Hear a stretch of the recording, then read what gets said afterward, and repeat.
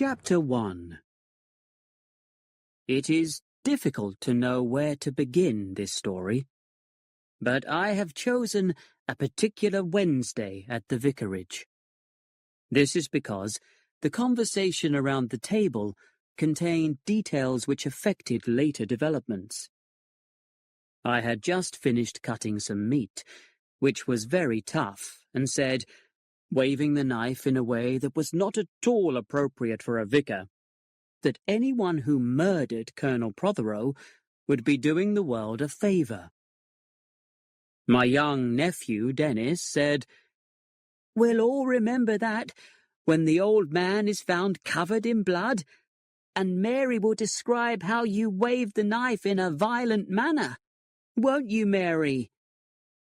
But Mary, who is a servant at the vicarage, just put a dish of unpleasant-looking cabbage on the table and left the room. "I am sorry that I am so useless at taking care of the house," said my wife, whose name is Griselda. She is 20 years younger than I am, very pretty, and unable to take anything seriously. "My dear," I said, "if you would only try." "But when I'm trying, things just get worse. So it is better to leave things to Mary, who gives us awful things to eat. Now, tell me more about Colonel Prothero." "Unpleasant man," said Dennis. "It is not surprising that his first wife left him." "Darling," said Griselda, "why were you so angry with Colonel Prothero? Was it anything to do with Mr. Hawes?" Hawes is our new curate, whom Colonel Prothero dislikes. "No, it was because of Mrs. Price Ridley's pound note." Mrs. Price Ridley, a member of my church, had put a pound note in the collection bag. Later, when she was reading the amount collected on the church notice board, she saw that no pound note had been received. So she complained to Colonel Prothero, who is a church warden. "He wants to look at all the church accounts," I said. "He's coming here tomorrow evening so we can do it together." Does he think I have stolen church money? But now I must get on with preparing my sermon. What are you doing this afternoon, Griselda? "My duty as the wife of a vicar. Tea and talk at 4:30. Who is coming?" "Mrs. Price Ridley, Miss Weatherby, Miss Hartnell, and that terrible Miss Marple." "I rather like Miss Marple," I said. "She has a sense of humour." "And she always knows every single thing that happens in the village," said Griselda, "and explains them in the worst possible way." "Well, don't expect me in for tea," said Dennis. "The Protheros have invited me to play tennis today. What luck!" He quickly left the room, and Griselda and I went into my study. "I wonder what we would talk about at tea," said Griselda. "Mrs. Lestrange, I suppose. It's so mysterious, isn't it? The way she suddenly rented a house here, and hardly ever goes outside it. It's like a detective story. You know, who is she? The mysterious woman with the pale, beautiful face. Nobody knows." "You read too many detective stories," I said. "Now, I must start my sermon." "Do you know," said Griselda, "I could have married a politician, a lord, a rich businessman, but instead I chose you. Didn't that surprise you?" "Yes, I often wondered why." Griselda laughed. It made me feel powerful. The other men all thought I was wonderful. But I am the sort of woman you most dislike. And yet you adore me, don't you? I do care about you, my dear. Oh, Len, you adore me, Griselda said. But you don't deserve me. So I will have a love affair with the artist who is painting my picture. I will. Just think of the talk in the village. She kissed me and stepped through the open glass door into the garden. Chapter 2. I had been in a good mood for writing, but now I felt uncomfortable.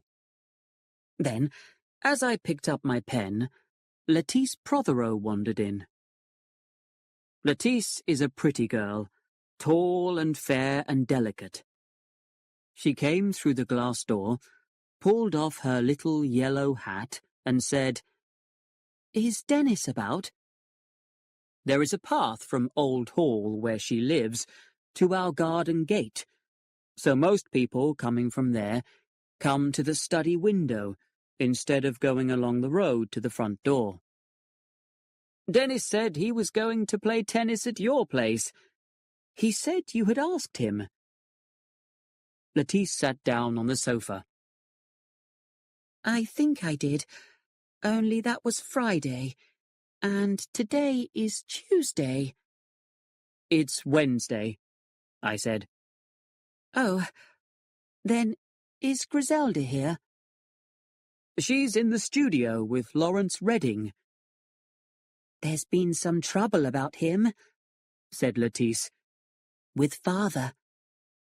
What about? I asked. About him painting my picture. I was wearing my bathing dress.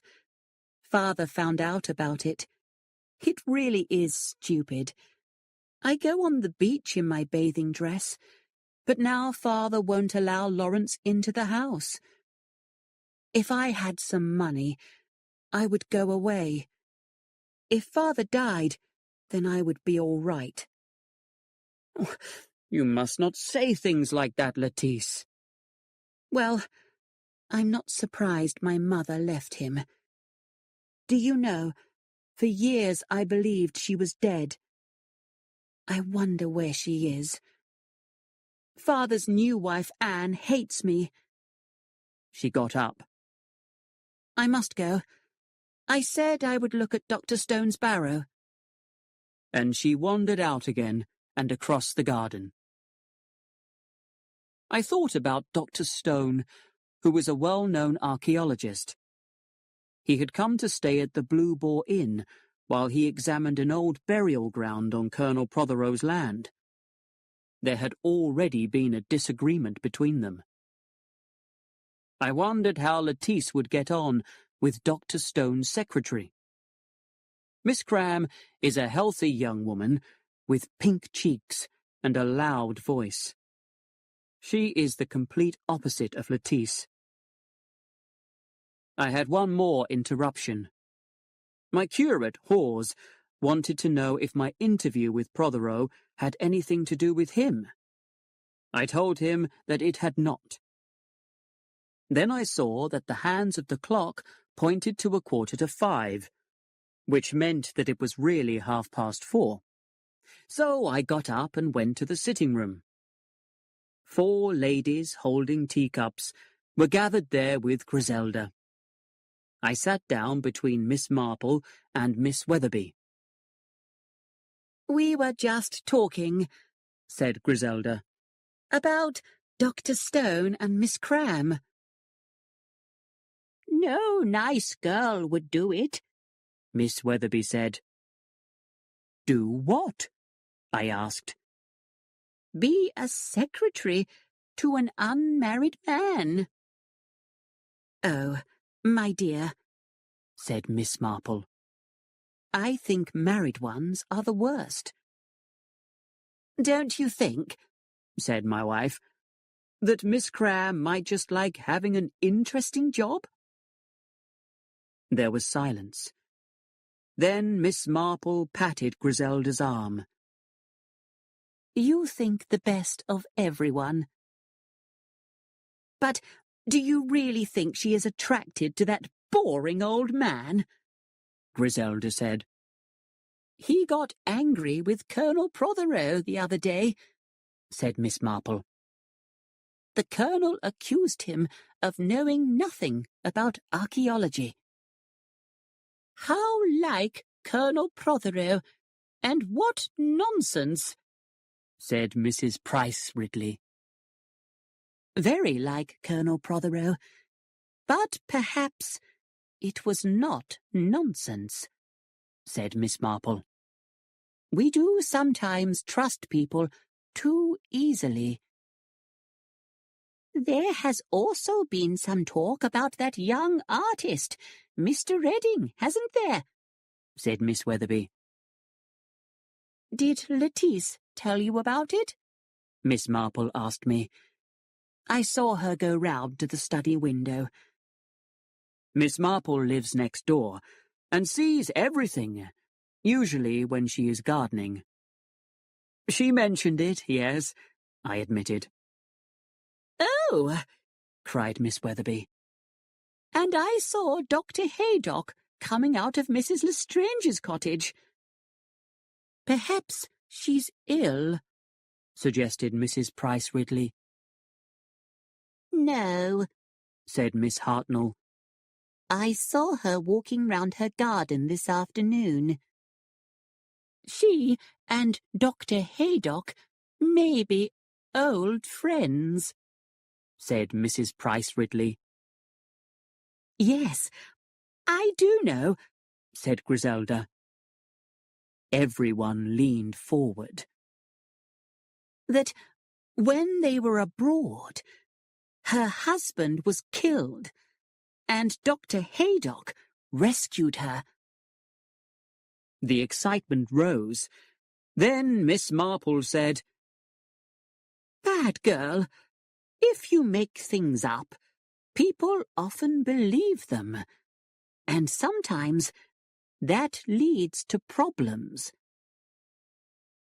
I wonder if there is a romance between the artist Lawrence Redding and Lettice Prothero, said Miss Weatherby. Not Lettice. Miss Marple seemed thoughtful. But perhaps another person. She was looking at Griselda as she spoke, and I suddenly felt very angry. Don't you think, Miss Marple, I said, that problems may be caused by careless talk?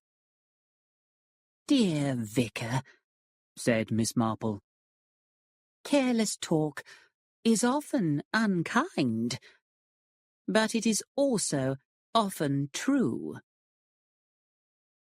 Chapter 3. Awful old woman, said Griselda when the ladies had gone. Len, do you really think I am having a romance with Lawrence Redding? No, of course not. But I do wish you would be more careful in what you say. Lawrence never even tries to kiss me, she said. I can't understand why.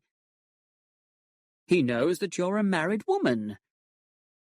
You don't want him to kiss you, do you? Not really, said Griselda. If he's in love with Lettice Prothero, Miss Marple didn't think he was. Miss Marple may be wrong. She never is.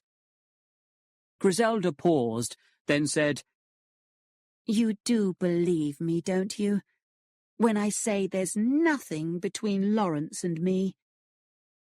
My dear, I said, of course. Dear Len. My wife kissed me. You'd believe me, whatever I said, wouldn't you? And then she left the room. There were very few people that evening at the Wednesday church service, but afterwards, as I left, I saw a woman standing and looking up at one of our coloured glass windows. It was Mrs. Lestrange. "These windows are beautiful," she said. We walked down the road, which went past her house. When we reached her gate, she said, "Please, come in and tell me what you think of my new home."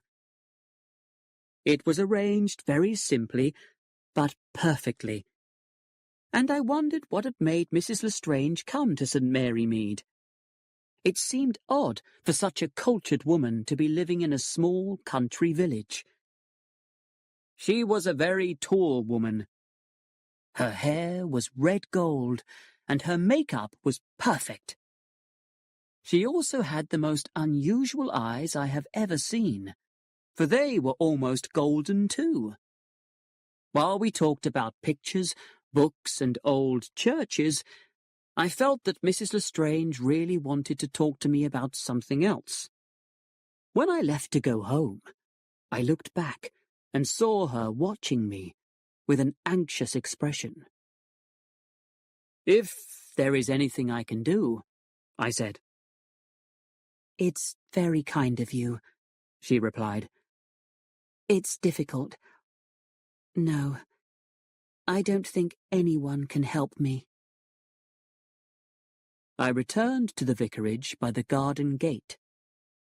As I closed it, I suddenly decided to go down to our shed, which Lawrence Redding was using as a studio, to look at Griselda's picture while no one was there. I opened the door and then stopped. There was a man and a woman in the studio. The man's arms were round the woman and he was kissing her. The two people were Lawrence Redding and Mrs. Prothero. I backed out and walked quickly to my study. The discovery was a great shock to me. Suddenly, there was a knock on the glass door. I got up to open it, and Mrs. Prothero came straight in. The quiet, controlled woman had disappeared. Instead, I was looking at a quick-breathing, desperate creature. For the first time, I realized that Anne Prothero was beautiful. She had brown hair, a pale face, and very deep grey eyes. You saw just now," she said. "Yes." "We love each other." I said nothing. "I suppose to you that is very wrong." "You are a married woman." "Oh, do you think I haven't thought about that again and again? I'm not a bad woman. I just don't know what to do.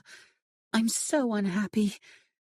No woman could be happy with my husband. I wish he was dead. That's awful, but I do." I said the things to her that it was my duty to say, remembering all the time how that morning I had said that a world without Colonel Prothero would be a better place. When she left, she thanked me. But I felt worried, because I now knew that Anne Prothero was the kind of woman who would stop at nothing when her emotions took control. And she was madly in love with Lawrence Redding. Chapter 4. I had completely forgotten that we had asked Lawrence Redding to dinner that night. When Griselda told me, I was shocked. "I've thought about what you said at lunch," she told me. "and I've found some good things to eat." Sadly, our dinner only proved Griselda had been right when she'd said that the more she tried, the worse things went. The menu was expensive, but Mary seemed to have enjoyed undercooking and overcooking everything. However, Lawrence Redding was a very good guest. He has dark hair, his eyes are bright blue, and he can tell a good story. Griselda and Dennis kept telling jokes, and Lawrence cheerfully joined in. However, I was not surprised when, after dinner, he suggested we went to my study. As soon as we were alone, his manner changed. This isn't the usual sort of love affair between Anne and me. I told him that people had been saying that since the beginning of time, and a strange little smile touched his lips.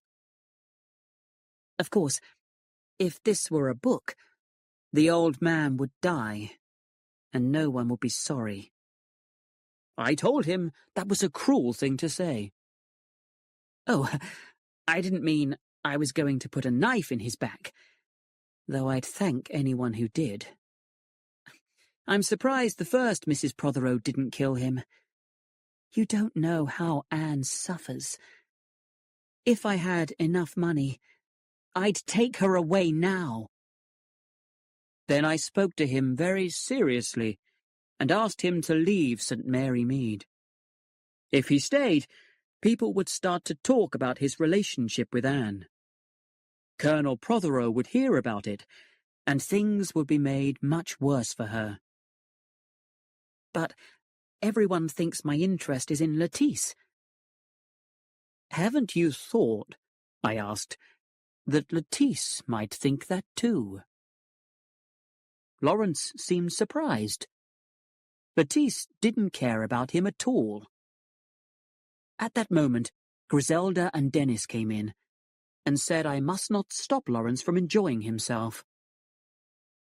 Oh, how I would like some excitement, Griselda said. A murder, or just a robbery. I don't suppose there's anything worth stealing, said Lawrence. Unless we stole Miss Hartnell's false teeth. They do make an awful noise, said Griselda. But you're wrong about there being nothing worth stealing. There's some wonderful old silver at Old Hall, including a 17th century tazza worth thousands of pounds. The old man would probably shoot you, said Dennis. Oh, we'd get him first and tell him to put his hands up, said Griselda. Has anyone got a gun? I've got a Mauser, said Lawrence. How exciting! Why do you have it? Souvenir of the war. Prothero was showing the silver to Dr. Stone today, said Dennis. Stone was pretending to be very interested in it. Well, Lawrence said, I must go. Thank you for a very pleasant evening. On Thursday, I was leaving the church and going home for lunch when I met Colonel Prothero. That criminal, Mr. Archer, he shouted. He came out of prison yesterday and is promising to punish me. Why? Because when I, as a magistrate, sent him to prison, I did not consider his wife and children. What nonsense! I am sure you agree with me. You forget, I said. As a vicar, I believe in forgiveness. Nonsense! What we need is strong Christianity. So, I'll come to the vicarage this evening, as we arranged, at 6:15. And he walked away. I went home, had lunch, and went out again to visit some people. Griselda had gone to London by the cheap Thursday train. When I returned, at about 4:15, Mary told me that Mr. Redding was waiting for me in the study. He looked very pale.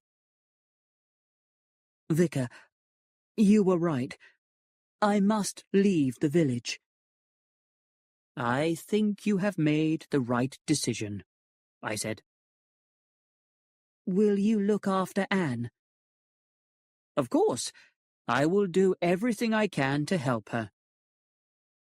Thank you. He shook my hand. I will leave tomorrow. When he had gone, I tried to write my sermon. But at 5:30 the telephone rang. I was told that Mr. Abbott of Low Farm was dying and asked to come at once. Low Farm was nearly 2 miles away, and I could not possibly get back by 6:15. I rang up Old Hall, but I was informed that Colonel Prothero had just gone out. So I told Mary that I would try to be back by 6:30, and left. Chapter 5. It was nearly 7 when I returned. As I reached the vicarage gate, it opened, and Lawrence Redding came out. He was shaking all over. "Hello," I said. "Sorry I was out. Come back. I've got to see Prothero, but we won't be long." Prothero, he began to laugh. "Oh, you'll see Prothero all right. Oh, yes." Worried, I stretched out a hand towards him. "No," he shouted. "I've got to get away. I've got to think." And he began to run down the road. I went on into the vicarage. The front door is always open, but I rang the bell, and Mary answered it. "Is Colonel Prothero here?" I asked her. "He has been here since 6:15. "And Mr. Redding has been here?" "He came a few minutes ago. I told him you would be back soon, and that Colonel Prothero was waiting in the study. He said he'd wait too. He's in there now." "No, he isn't," I said. "I've just met him outside." "Well, he can't have stayed more than 2 minutes. I went down the passage and opened the study door. I took a few steps across the room, and then stopped. I couldn't understand what was in front of me. Colonel Prothero was lying across my desk. There was a pool of some dark liquid by his head, and it was dripping onto the floor. I went across to him. His skin was cold. The man was dead, shot through the head. I called Mary, and I ordered her to run and fetch Dr. Haydock. Haydock is a big man with an honest face. When he arrived, he bent over Colonel Prothero and examined him. Then he looked at me.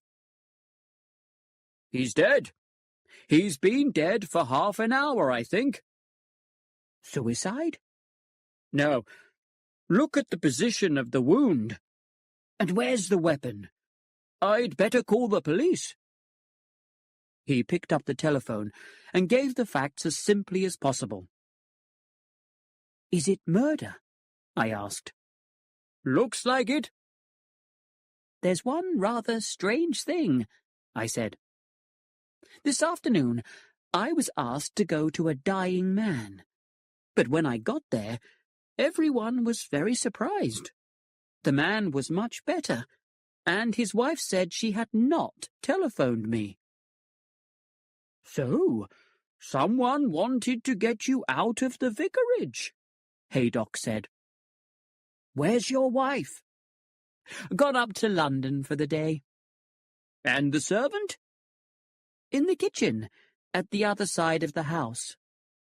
"Where she wouldn't hear anything that went on in the study. Who knew that Prothero was coming here this evening?"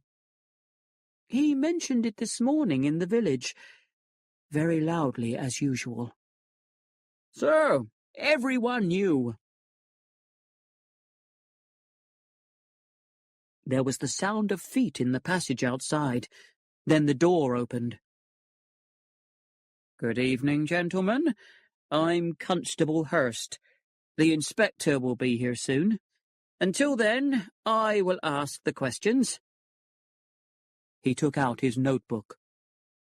I repeated my story of discovering the body. Then he turned to the doctor. "In your opinion, Dr. Haydock, what was the cause of death?" "Shot through the head." "And the weapon?" "I can't be sure until we get the bullet out, but it was probably a small pistol. Say a Mauser .25. I suddenly remembered the conversation last night, and Lawrence Redding telling us he had a Mauser. Hurst asked Dr. Haydock, "When, in your opinion, did the death happen?" "He has been dead just over half an hour, I think. Certainly not longer." At this moment, Inspector Slack arrived. I've never met a man more different from his name. He was not just very energetic, but also extremely rude and bossy. Inspector Slack took his constable's notebook, read it, and strode over to the body. Then he looked at the things on the desk and examined the blood. "Ah," he said. "When he fell forward, the clock was pushed over and it stopped. That will give us the time of the crime. 22 minutes past 6. What time did you say he died, Doctor?" "I said about half an hour, but—" The inspector looked at his watch. 5 minutes past 7. I heard about it 10 minutes ago, at 5 to 7.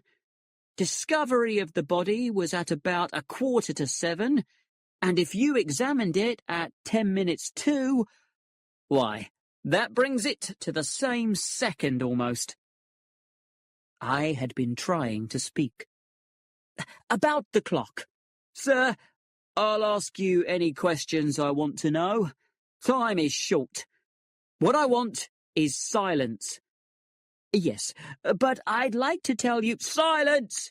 said the inspector. So I gave him what he asked for. He was still looking at the desk. "Hello, what's this?" He held up a piece of notepaper. At the top was written 6:20. "Dear Clement," it began. "Sorry I cannot wait any longer, but I must—" Here the writing ended. "It's obvious," said Inspector Slack. "He sits down to write this, an enemy comes in through the glass door and shoots him." "I'd just like to tell—" I began. "Out of the way, sir. I want to see if there are footprints." He moved towards the open window. "I think you ought to know," I said. The inspector turned. "Now, gentlemen, will you please get out of here?" We allowed ourselves to be pushed out like children. "Well," said Haydock, "when that bossy little man wants me, you can send him over to the surgery. Goodbye." Then Mary came to tell me that Griselda was back. So I went to the sitting room and told her everything. Finally, I said, "The letter is headed 6:20, and the clock fell over and has stopped at 6:22. "Yes," said Griselda. "But didn't you tell him that the study clock was always kept 1/4 of an hour ahead?" "No," I said. "He wouldn't let me." "But Len," Griselda said, "that is extraordinary, because when that clock said 20 past 6, it was really only 5 minutes past, and at 5 minutes past, I don't suppose Colonel Prothero had even arrived at the house." Chapter 6. We thought that Inspector Slack would come and ask me what it was I had wanted to tell him, so we were surprised when Mary told us that he had gone. Then Griselda said she would go to Old Hall. "It will be so awful for Anne Prothero." Just after she left, Dennis returned from a tennis party. "I've always wanted to be right in the middle of a murder," he said, and went out into the garden to look for footprints. His cheerfulness rather upset me, but death means very little to a boy of 16. An hour later, Griselda came back. She had seen Anne Prothero just after the inspector had told her the news. "How did she seem?" I asked. "She was very quiet." "What about Lettice?" "She was out playing tennis somewhere, but Anne was really very quiet. Very strange." "The shock?" I suggested. "I suppose so. And yet she didn't seem so much shocked as frightened." "Frightened?" "Yes. I wonder if she knows who killed him. She kept asking if there were any suspects." And then Dennis came in, full of excitement, because of a footprint he had found in one of the flower beds. He was sure that it was very important. But it was Mary, not Dennis, who brought us the sensational news next morning. We had just sat down to breakfast when she appeared at the door. "They've arrested Mr. Redding." "Arrested Lawrence?" cried Griselda. "It must be some mistake." "No mistake," said Mary. "Mr. Redding went to the police station himself last night. He went in, threw down the pistol and said, 'I did it,' just like that." Satisfied, she left the room. "It can't be true," Griselda said. "What reason could Lawrence have for killing Colonel Prothero?" I could have answered that question, but I did not wish to involve Anne Prothero. "Remember, I met him just outside the gate. He looked like a madman." "There's the clock, too," I said. "Lawrence must have put it back to 6:20 to give himself an alibi. And Inspector Slack believed it." "You're wrong. Lawrence knew about that clock being ahead. Keeping the vicar up to time, he used to say." "He may have forgotten about it." "No. If you were committing a murder, you'd be very careful about things like that." "You don't know, my dear," I said. "You've never done one." Before Griselda could reply, a shadow fell across the table, and a very gentle voice said, "Please forgive me, but after the sad news—" It was Miss Marple. I opened the glass door, and she stepped inside and sat down with us. She looked a little pink and a little excited. "Poor Colonel Prothero. Not a very pleasant man, but it's still sad. And shot in the vicarage study. But you, dear vicar, were not here at the time?" I explained where I had been. "Is Dennis not with you this morning?" said Miss Marple. "Dennis," said Griselda, "is very excited about a footprint he found, and has gone to tell the police about it." "Dear, dear," said Miss Marple. "So Dennis thinks he knows who committed the crime. Well, I suppose we all think we know, and I expect everyone thinks it is somebody different. That is why it is so important to have proof. I am sure I know who did it, but I haven't one bit of proof. Inspector Slack said he was coming to see me this morning, but has just phoned to say it won't be necessary." "I suppose that is because of the arrest," I said. "The arrest?" Miss Marple leaned forward. I didn't know there had been an arrest. I said, Yes, Lawrence Redding. Lawrence Redding? Now, I didn't think... I can't believe it, even now, Griselda interrupted. Even though he has confessed. Confessed? Said Miss Marple. Oh dear, I have been very mistaken. He gave himself up, said Griselda. Oh, said Miss Marple. I am so glad. So very glad. It does show he is truly sorry, I suppose, I said. Sorry? Miss Marple looked surprised. Oh, but Vicar, you don't think that he is guilty? He has confessed. Yes, but that just proves it. I mean, that he had nothing to do with it. No, I said. If you have not committed a murder, I cannot see the reason to pretend you have. Oh, of course there's a reason, said Miss Marple. There's always a reason. And young men are so hot-headed and so quick to believe the worst. If you had seen his face last night, I began. Tell me, said Miss Marple. I did so. When I had finished, she said, I know that I am very often rather stupid, but I really do not understand your point. It seems to me that if a young man had decided to take another man's life, he would not appear upset about it afterwards. It is difficult to imagine being in such a position, but I cannot believe I would be upset myself. But if there was an argument, I argued, the shot may have been fired in sudden anger, and Lawrence might have been very upset afterwards about what he had done.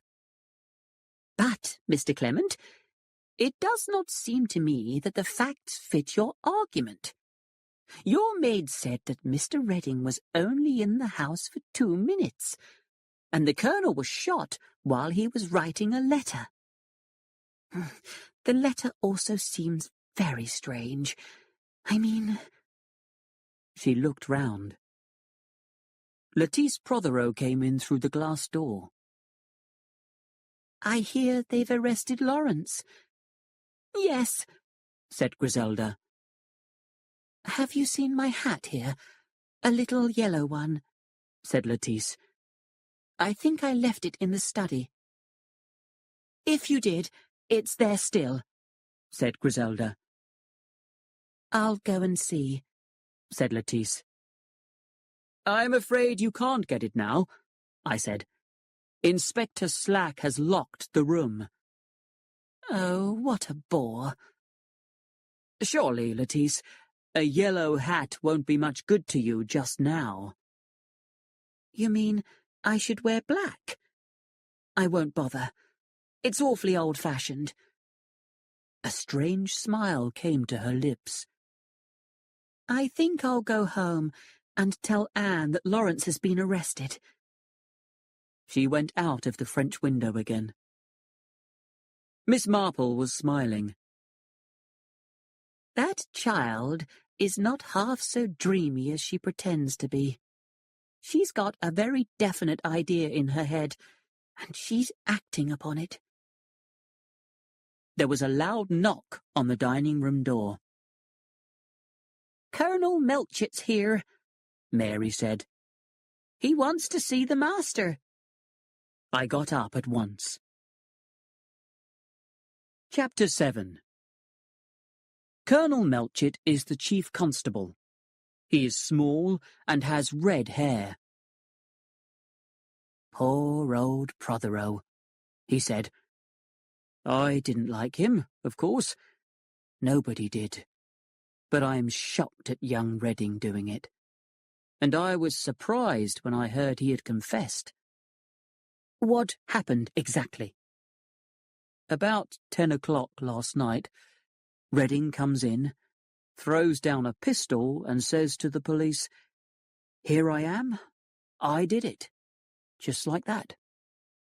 Did he describe what happened? I asked. Not much. Said he came here to see you and found Prothero. They argued, and he shot him. Won't say what the argument was about. I've heard gossip about Redding and the daughter. Was that the trouble? No, I said. It was something very different. But I can't say more just now. He nodded. Thank you. Well, I've got to see Dr. Haydock. He was called out to a patient, but he should be back by now. Like to come along? Haydock's house is next door to mine. The doctor had just come in and was eating a plate of eggs and bacon in the dining room. Sorry I had to go out. Babies, not us, decide when they'll arrive. But I've got the bullet for you. He pushed a little box along the table. Melchett examined it. .25? Haydock nodded. Silly young fellow. Amazing that nobody heard the shot. Yes, said Melchett. The kitchen is on the other side of the house, I said, and the servant was the only person at home.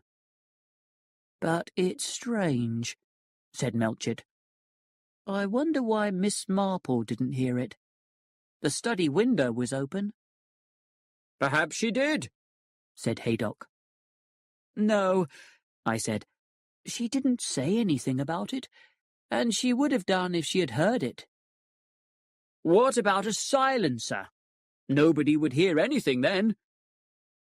I noticed that Dr. Haydock was looking very cheerful this morning, but he also looked as though he was trying to hide it. Melchett shook his head. Slack didn't find a silencer, and he asked Redding. At first, Redding didn't seem to know what he was talking about, and then said he didn't use one. I can't believe he is a murderer. Well, I shall never forget his face when I met him outside my gate. All the way he said, "Oh, you'll see Prothero all right." That should have made me suspect what had just happened. Haydock stared at me. What do you mean? What had just happened? When do you think Redding shot him? A few minutes before I got to the house. The doctor shook his head. Impossible. He had been dead much longer than that. But, Haydock, the colonel said, if Redding admits shooting him at 7:15... Haydock's face had gone suddenly grey. It's impossible. I'm a doctor, and I know. The blood had begun to congeal. But if Redding is lying... Melchett stopped. We'd better go down to the police station and see him. Chapter 8. Inspector Slack was at the police station, and soon we were sitting opposite Lawrence Redding. Now, Melchett said, you say you went to the vicarage at about 7:15. You found Prothero there, argued with him, shot him, and left. Yes, I killed Prothero. Ah.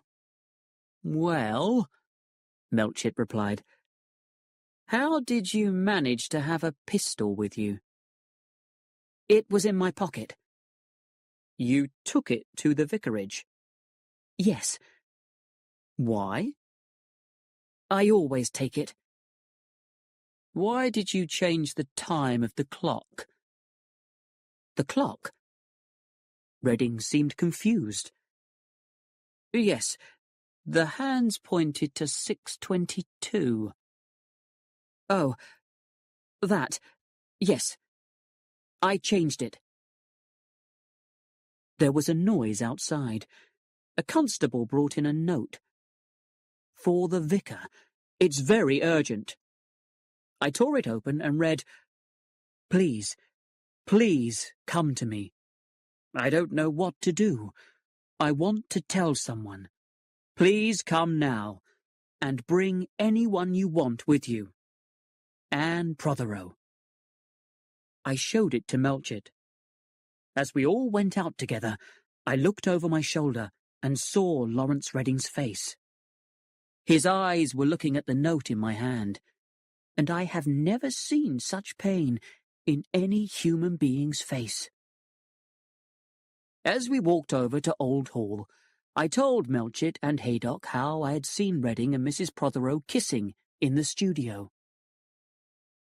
When we got there, a manservant opened the door. "Good morning," said Melchett. "Will you tell Mrs. Prothero we are here? Then we would like to ask you a few questions." The servant hurried away and returned to say that she would see us soon. "Now," said Melchett, "was your master here for lunch yesterday?" "Yes, sir." "What happened after lunch?" "Mrs. Prothero went upstairs for a rest, and the Colonel went to his study. Miss Lettice went out to a tennis party. Colonel and Mrs. Prothero had tea at 4:30. At 5:30, they were driven to the village. Immediately after they had left, Mr. Clement rang up, and I told him that they had gone out." "But Mr. Redding did not come to the house yesterday," said Melchett. "No, sir." "Did anyone else come?" "Not yesterday." "And the day before?" "Mr. Dennis Clement came in the afternoon, and Dr. Stone was here, and a lady came in the evening." "A lady?" Melchett said. "Who was she?" It was a lady the servant had not seen before, and she had asked for Colonel Prothero, not Mrs. Prothero. "How long did the lady stay?" Half an hour, he thought, and yes, he remembered her name now. Mrs. Lestrange. We were very surprised by this, but at that moment a message came that Mrs. Prothero would see us. Anne was in bed. Her face was pale, but had a strange, determined expression. "Thank you for coming so quickly," she said. "Once I had made the decision to tell you, I wanted to do it as soon as possible. So, Colonel Melchett, it was I who killed my husband." Colonel Melchett said, "My dear Mrs. Prothero." "It's true.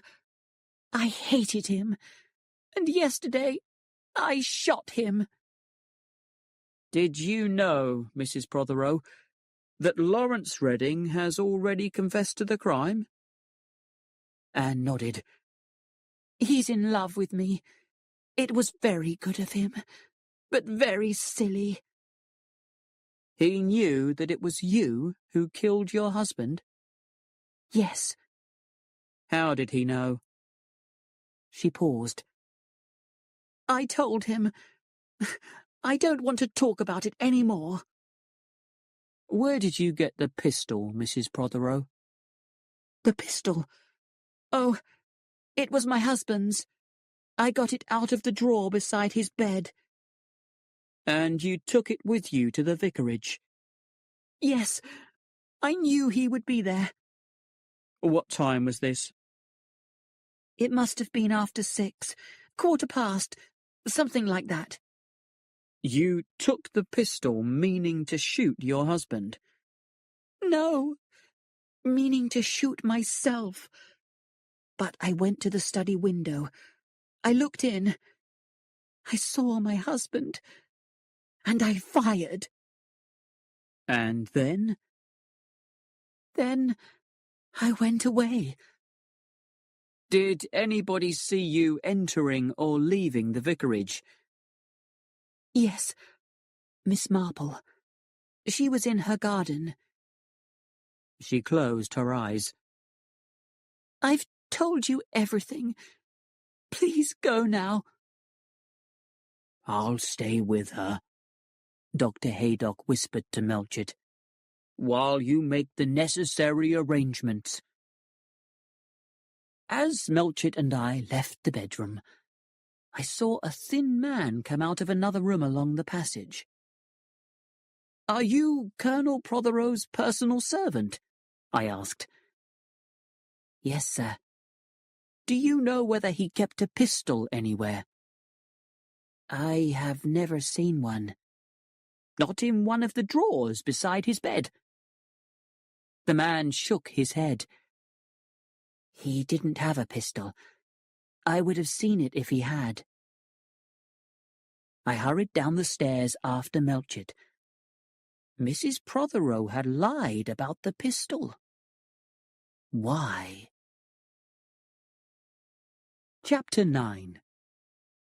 After he had left a message at the police station, the chief constable said he was going to visit Miss Marple. "Please, can you come with me, Vicar?"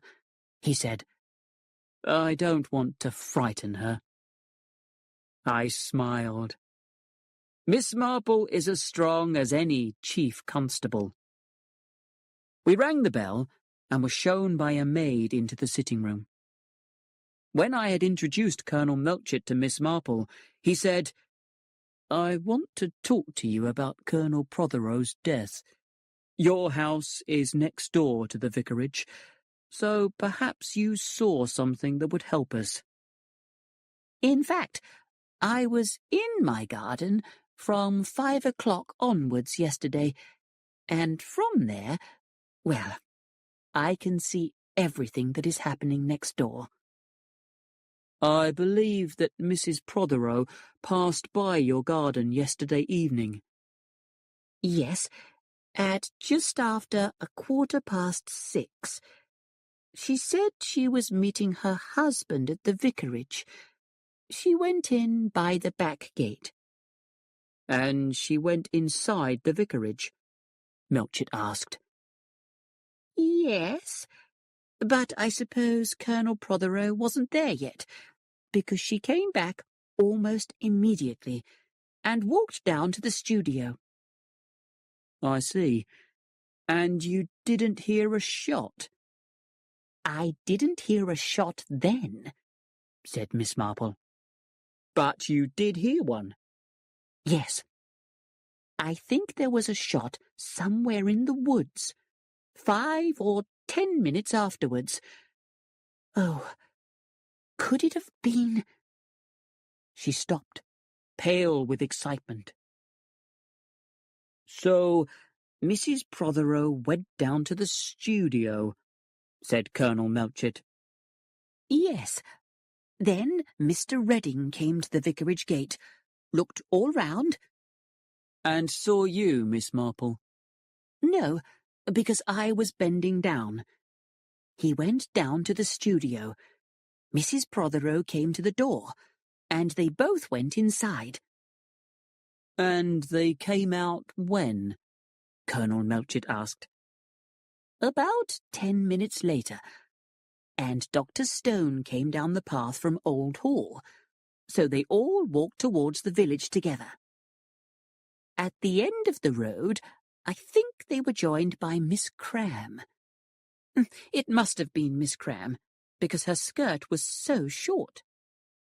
"Well then," said Colonel Melchett, "did you also see Mrs. Prothero's and Mr. Redding's expressions as they walked along the road?" "They were smiling and talking," said Miss Marple. "They seemed very happy." "Strange," said the Colonel. Then Miss Marple gave us both a shock as she said, "Has Mrs. Prothero confessed to the crime now?" "Well," said the Colonel, "how did you guess that?" "Well, I thought she might," said Miss Marple. "I think Lettice thought so too. She's really a very clever girl. So, Anne Prothero says she killed her husband. Well, I'm almost sure that isn't true. When does she say she shot him?" At 20 minutes past 6, just after speaking to you. What did she shoot him with? A pistol. Where did she find it? She brought it with her. No, said Miss Marple. She had no gun with her. It might have been in her handbag. She wasn't carrying a handbag. But it all fits together, Melchett said. The time, the overturned clock pointing to 6:22. No, I interrupted, and I told him about the clock. Melchett was annoyed. Why didn't you tell Slack this last night? Because he wouldn't let me. Nonsense. And if a third person claims to have done this murder, I shall go mad. Colonel Melchett, Miss Marple said, why don't you tell Mr. Redding what Mrs. Prothero has done and explain that you don't believe her? And then tell Mrs. Prothero that Mr. Redding is innocent. Well, then they might both tell you the truth. But they are the only two people who had a reason for killing Prothero. Oh, do you really think so? Well, can you think of anyone else? Oh, yes, said Miss Marple. She counted her fingers. 1, 2, 3, 4, 5, 6. Yes, and a possible 7. I can think of at least 7 people who might be very happy to have Colonel Prothero dead. 7 people? In St. Mary Mead? Melchett said. Miss Marple nodded brightly. There is a lot of wickedness in the world. A good soldier like you doesn't know about these things. I thought the Chief Constable was going to explode with anger. Chapter 10.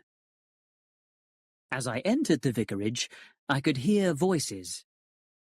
I opened the sitting-room door, and on the sofa beside Griselda sat Gladys Cram, Dr. Stone's secretary. "Good morning, Mr. Clement," she said. "Isn't the news awful? A murder in this quiet village." "So Gladys came round to find out all about it," Griselda said.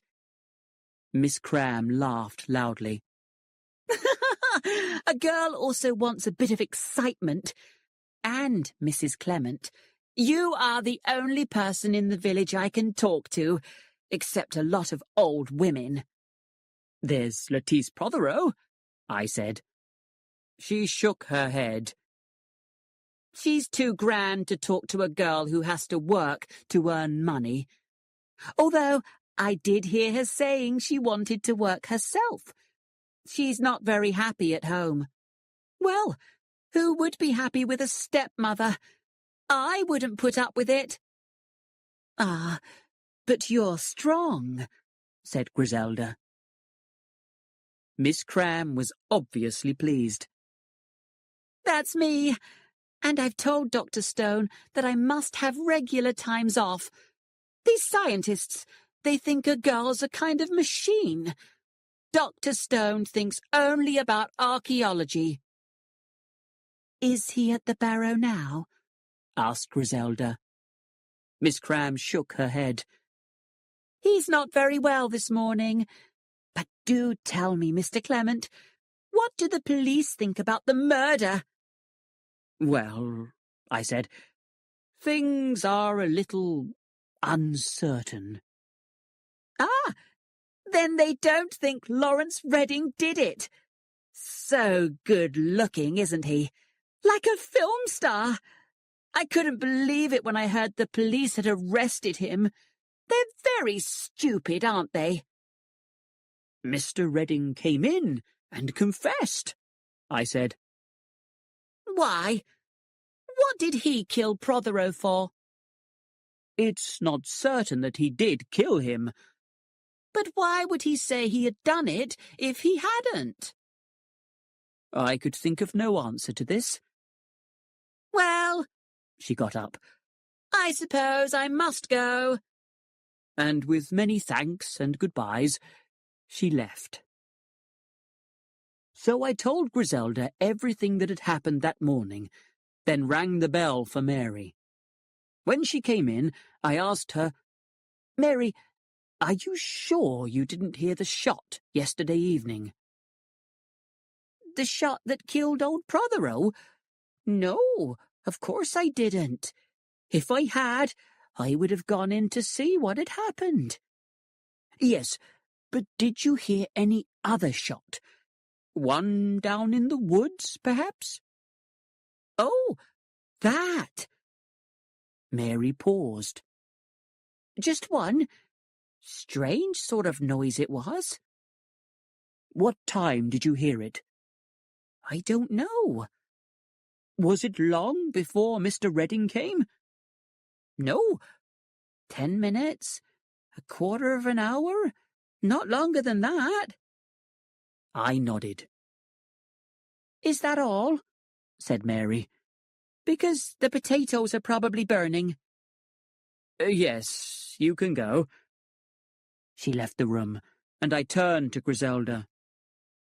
Don't you think it would be a good idea if Mary was taught how to cook? No. If she learned to cook, she would leave to get more money. So while Mary can't cook, we're safe, because nobody else would want her. Also, continued Griselda, you must forgive her for not caring about Colonel Prothero's death, because he sent her boyfriend to prison. What for? For poaching. You know that man Archer? Mary has been with him for 2 years. I didn't know that. Darling Len, you never know anything. It's strange, I said, that everyone says the shot came from the woods. It's not strange at all, said Griselda. One often hears shots in the woods. So, when you hear a shot, you naturally think it comes from there. The door opened again. Colonel Melchett's back, said Mary. And that police inspector. They're in the study. Chapter 11. As soon as I went in, Melchett said, "Inspector Slack does not believe that Redding is innocent." "If he didn't do it, why did he say that he did?" said Slack. "But Mrs. Prothero did exactly the same." "That's different. She's a woman, and women act in that silly way. She heard he had confessed, so made up a story. But Redding's a man, and if he says he did it, well, then he did. Miss Marple saw him and Mrs. Prothero leave the studio just after 6:30. Dr. Stone met them, and they walked together to the village. Mrs. Prothero then went into Miss Hartnell's house to borrow a gardening magazine. Miss Hartnell says she stayed there until 7 o'clock, and Redding went with Stone to the Blue Boar for a drink. Then he went back to the vicarage and asked for the vicar at the front door. Mary told him that Colonel Prothero was there, so he went in and shot him, just as he said he did. Melchett shook his head. But the doctor says that Prothero was shot before 6:30. "Oh, doctors, what do they know?" Slack replied.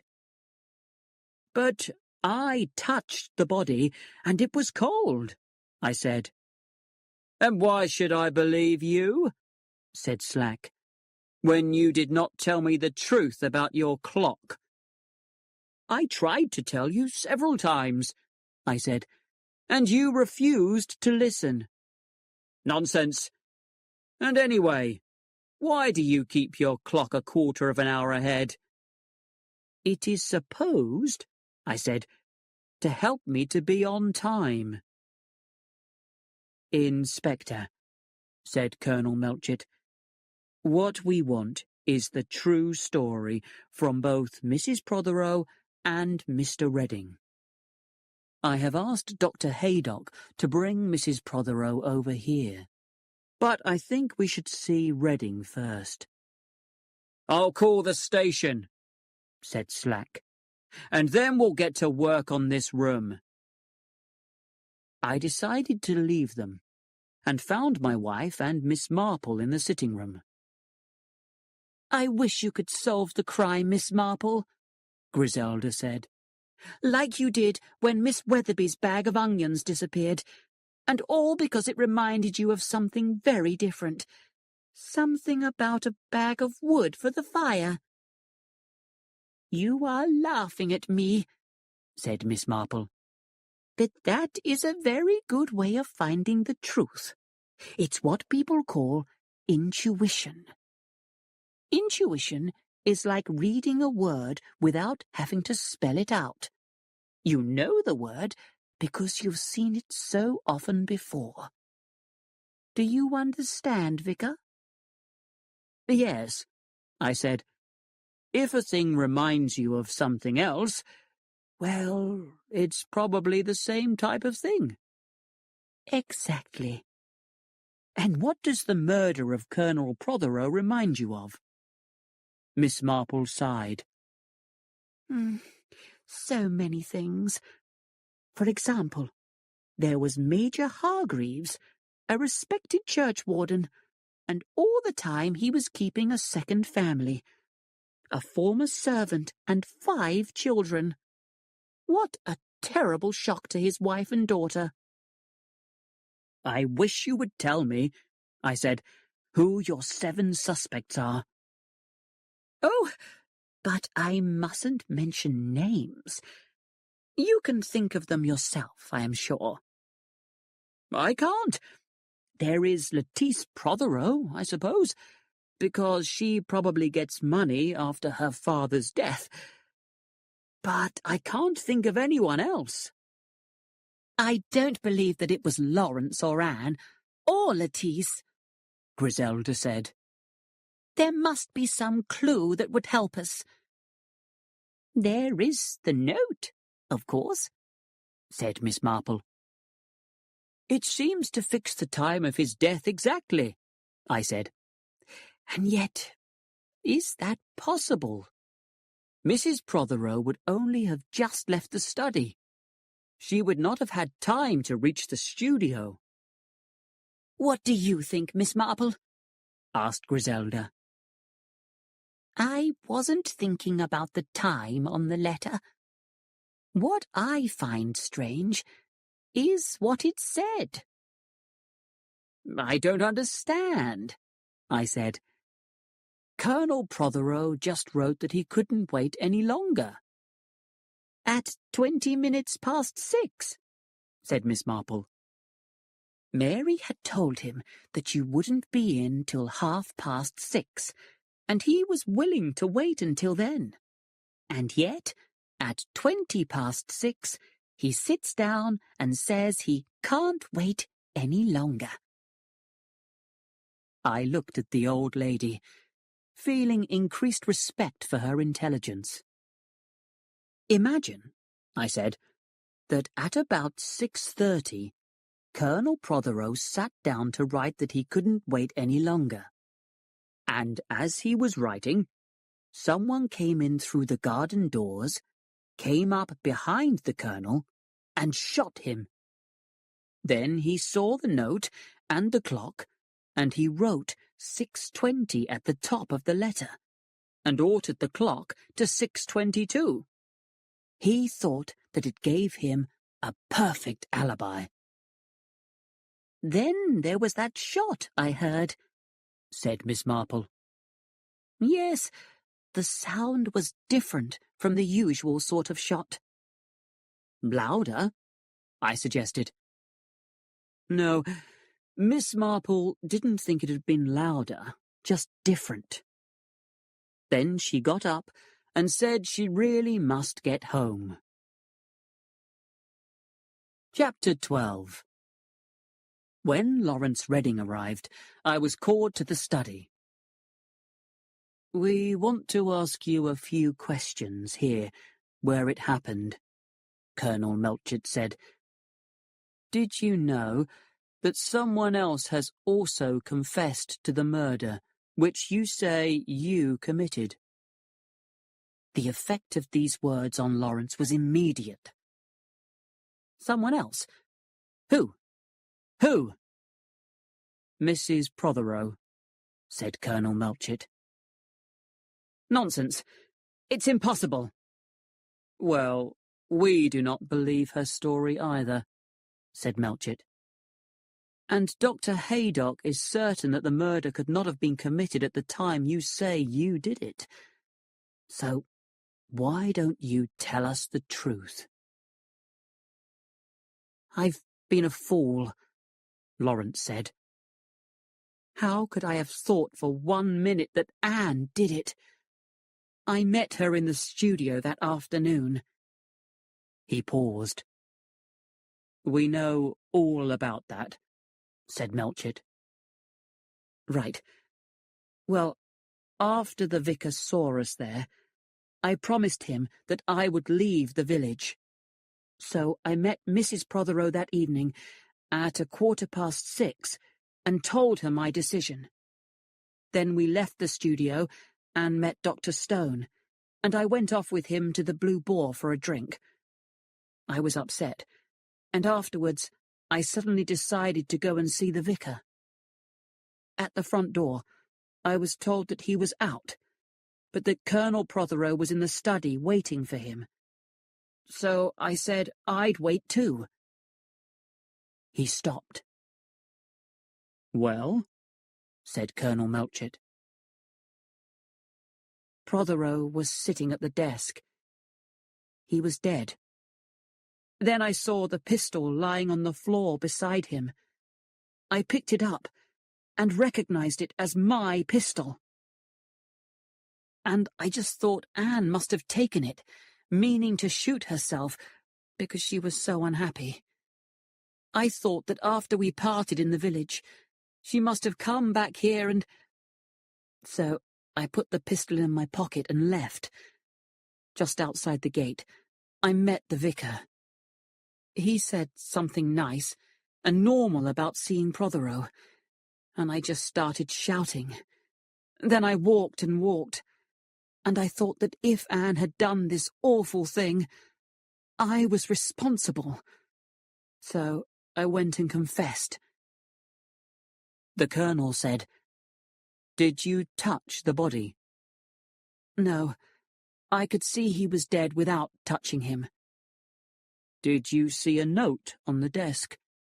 "No." "Did you touch the clock?" "No. I remember a clock lying there, but I did not touch it." "When did you last see your pistol?" Lawrence Redding thought. "I'm not sure." "Where do you keep it?" "On a shelf in my cottage." "Who has been to your cottage lately?" "Oh, crowds of people. I had a tea party the day before yesterday. Lettice Prothero, Dennis, and all their friends. And then some of the old ladies often come in." "Do you lock the cottage up when you go out?" "No. No one locks their house up round here." "Who cleans your cottage?" "Old Mrs. Archer comes in every morning." "Would she remember when she last saw the pistol?" "I don't know." "So, almost anyone might have taken it." The door opened, and Dr. Haydock came in with Anne Prothero. "Forgive me, Anne," Lawrence said. "It was awful of me to think you could have killed—" She turned to Colonel Melchett. "Is it true, what Dr. Haydock told me?" That Mr. Redding is not a suspect anymore? Yes. So what about your story, Mrs. Prothero? I suppose you think I was foolish. Well, let us forget about that. What I want now is the truth. She nodded. I had arranged to meet Lawrence that evening at the studio at 6:15. My husband and I drove into the village together. He said that he was going to see the vicar. I was rather worried about meeting Lawrence in the garden while my husband was inside the vicarage. But I thought that perhaps my husband wouldn't stay very long. To find this out, I came along the back road to the study. I hoped no one would see me, but, of course, Miss Marple was in her garden. She stopped me, and I explained I was going to meet my husband. Then I went straight across to the study and looked through the window. The room was empty. So I hurried down to the studio, where Lawrence joined me. You say the room was empty, Mrs. Prothero? Yes. Very strange. Inspector Slack whispered to the chief constable, who nodded. Do you mind, Mrs. Prothero, just showing us exactly what you did? Inspector Slack pushed open the glass doors, and she stepped outside and walked round the house to the left. Then he told me to go and sit at the desk. As I sat there, I heard footsteps outside. They paused for a minute, then went away. Inspector Slack told me to return to the other side of the room. Mrs. Prothero came back through the glass door. Is that exactly what you did? Colonel Melchett asked her. Yes. Then, can you tell us where the vicar was in the room? Asked Inspector Slack. But I didn't see him. Inspector Slack nodded. He was round the corner at the desk, and that's why you didn't see your husband. Oh, was he sitting there when he was killed? Yes, Mrs. Prothero, he was. Did you know that Mr. Redding had a pistol? Yes. Did you know where he kept it? I think I saw it on a shelf in his cottage. When was the last time you were at the cottage, Mrs. Prothero? About 3 weeks ago. Mr. Redding usually came up to the hall. He was painting a picture of Lettice.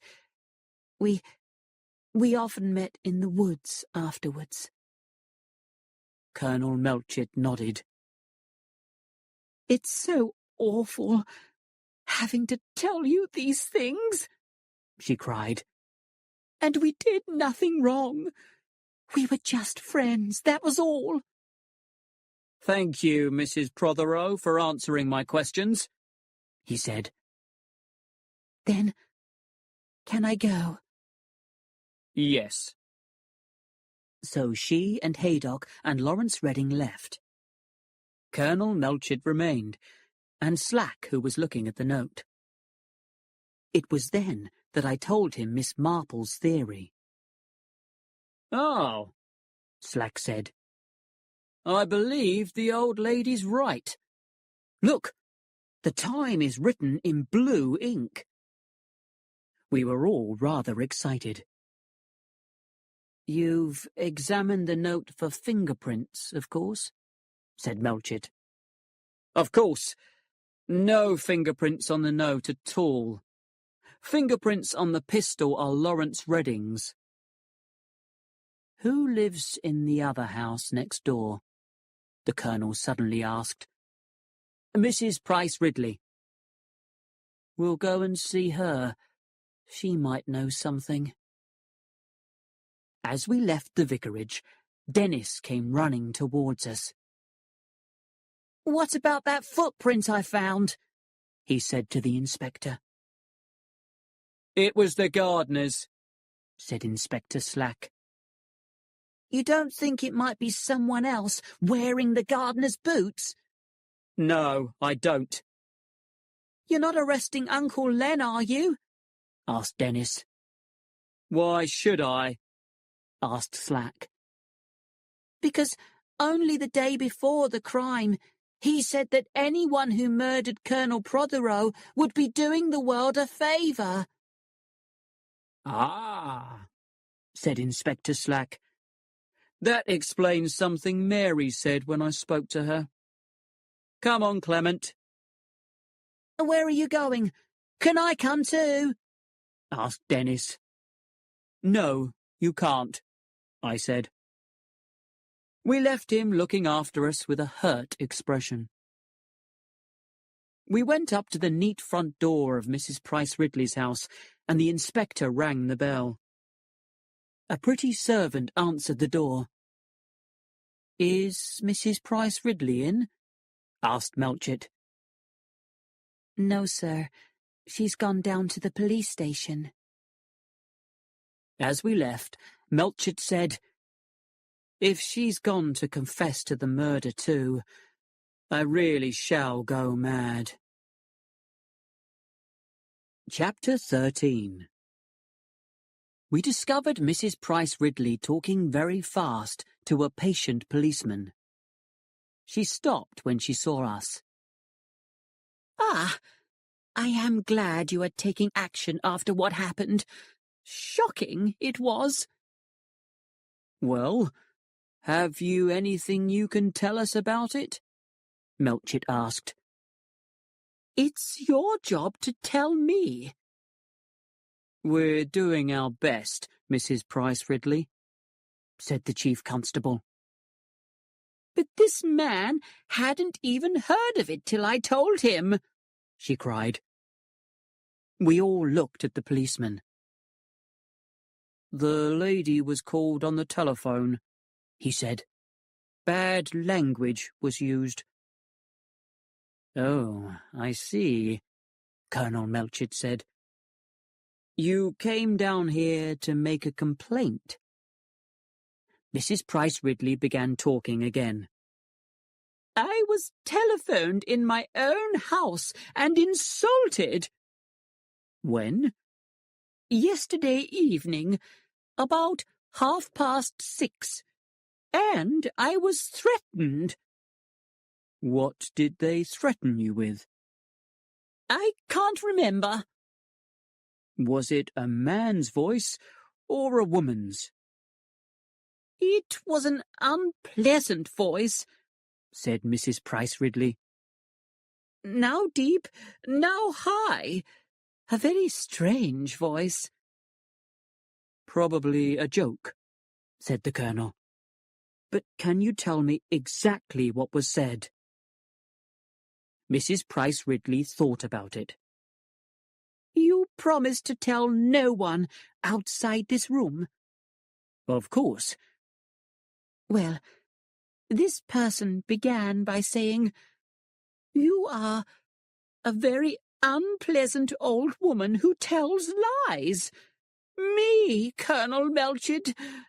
And now the police are after you. Of course, you were upset, said Melchett, trying not to smile. Unless you keep quiet, it will be very bad for you, I replied. Who are you? And the voice answered, The Avenger. I gave a little cry, and the person laughed. Then they put down the telephone. I thought I was going to faint. So when I heard a shot in the woods, A shot in the woods? Asked Inspector Slack. Yes, like a very big gun. I had to lie down on the sofa. Shocking, said Melchett. And the shot was loud, as though it was close by. Perhaps because I was upset. What time was this? About 6:30. Well, said Melchett, we'll see what we can find out for you. Just think of the call as a joke, and don't worry, Mrs. Price Ridley, I said. She looked at me coldly. Obviously, she was still cross about the missing pound note, and, shaking her head, she left. So, that is 3 people who heard the shot, said Inspector Slack. We've now got to find out who fired it. But first, I'm going to investigate that telephone call. Is to find out what everyone was doing that evening between 6 and 7. We'll begin with you, Mr. Clement. Oh, well, the telephone call was at about 5:30. A man's voice or a woman's? A woman's, I think. But I thought it was Mrs. Abbott speaking. And you left immediately? How long did it take you? It's nearly 2 miles, so... And where was Mrs. Clement? She was in London. She arrived back by the 6:50 train. Right. That finishes with the vicarage. I'll be off to Old Hall next. And then I want to talk to Mrs. Lestrange. Why did she go to see Prothero the night before he was killed? Chapter 14. On my way home, Dr. Haydock stopped his car beside me just outside his house. "I've taken Mrs. Prothero home," he called. "Come in a minute." So I did. As we sat down, I told him that we now knew the time of the shot. "That clears Anne Prothero," he said. "Well, I'm glad it's neither of those 2. I like them both." I believed him, and yet I wondered why he now looked so unhappy. This morning he had looked like a man free from worry. Suddenly he said, "I meant to tell you about your curate, Hawes. All this trouble made me forget." "Is he ill?" "Not exactly. You know, of course, that he has had sleeping sickness." "No," I said. "I didn't. When did he have it?" "About a year ago. He got better. But it's a strange illness. The whole character may change after it." "Haydock," I said, "if you knew that someone was a murderer, would you tell the police, or would you stay silent?" He turned on me angrily. "Why do you ask me that?" "Well, as a doctor, if you somehow discovered the truth, I wondered what you would do, that's all." His anger disappeared. "I hope I would do my duty, Clement."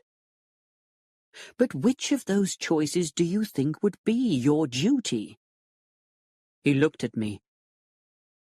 "Every man has to decide for himself." "Well, I must be going," I said. "I'm already late for lunch." My family demanded a full account of the morning's activities when I arrived. But then Mary came in. "Mr. Hawes wants to see you. I've put him in the sitting room." Then she handed me a note. I tore it open and read, "Dear Mr. Clement, I would be very grateful if you could come and see me this afternoon. I am in great trouble and would like your advice. Sincerely yours, Estelle Lestrange." Chapter 15. Hawes was shaking all over. I told him he should be in bed, but he said that he was perfectly well. "I called to tell you how sorry I was that such a death has happened in the vicarage. But they haven't arrested Mr. Redding. No, I said. That was all a mistake. Why? Do the police suspect someone else? Colonel Prothero was not a popular man. But murder? For murder, one would need a very strong reason. I suppose so. Have you told the police about that man Archer threatening Prothero? No, I said. I have not. I overheard Prothero telling you yesterday, so I hope you will. I was silent. Archer is a poacher, but friendly and cheerful. He was probably very angry about being sent to prison, but would feel differently when he came out. If he shot Colonel Prothero. If there is no evidence of any kind that he did. I don't understand you, sir. Don't you? I said. But you're young. When you get to my age, you will find that you like to think the best of people. I just wondered, if Colonel Prothero had told you something. Nothing that you didn't hear. Hawes was nervous, and his behaviour strange. I remembered what Dr. Haydock had said about his illness, and supposed that explained it. He left unwillingly, as though he had more to say, but didn't know how to say it. And then I also left to go and see Mrs. Lestrange. In the sitting room, Mrs. Lestrange rose to meet me. There was something dead about her face. Only the eyes were alive. There was a watchful look in them. We sat down. It was very good of you to come, Mr. Clement.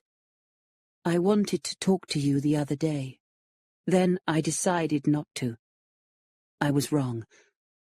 I am in a very strange position, Mr. Clement, and I want to ask your advice about what I should do next. What is past and cannot be undone. You understand?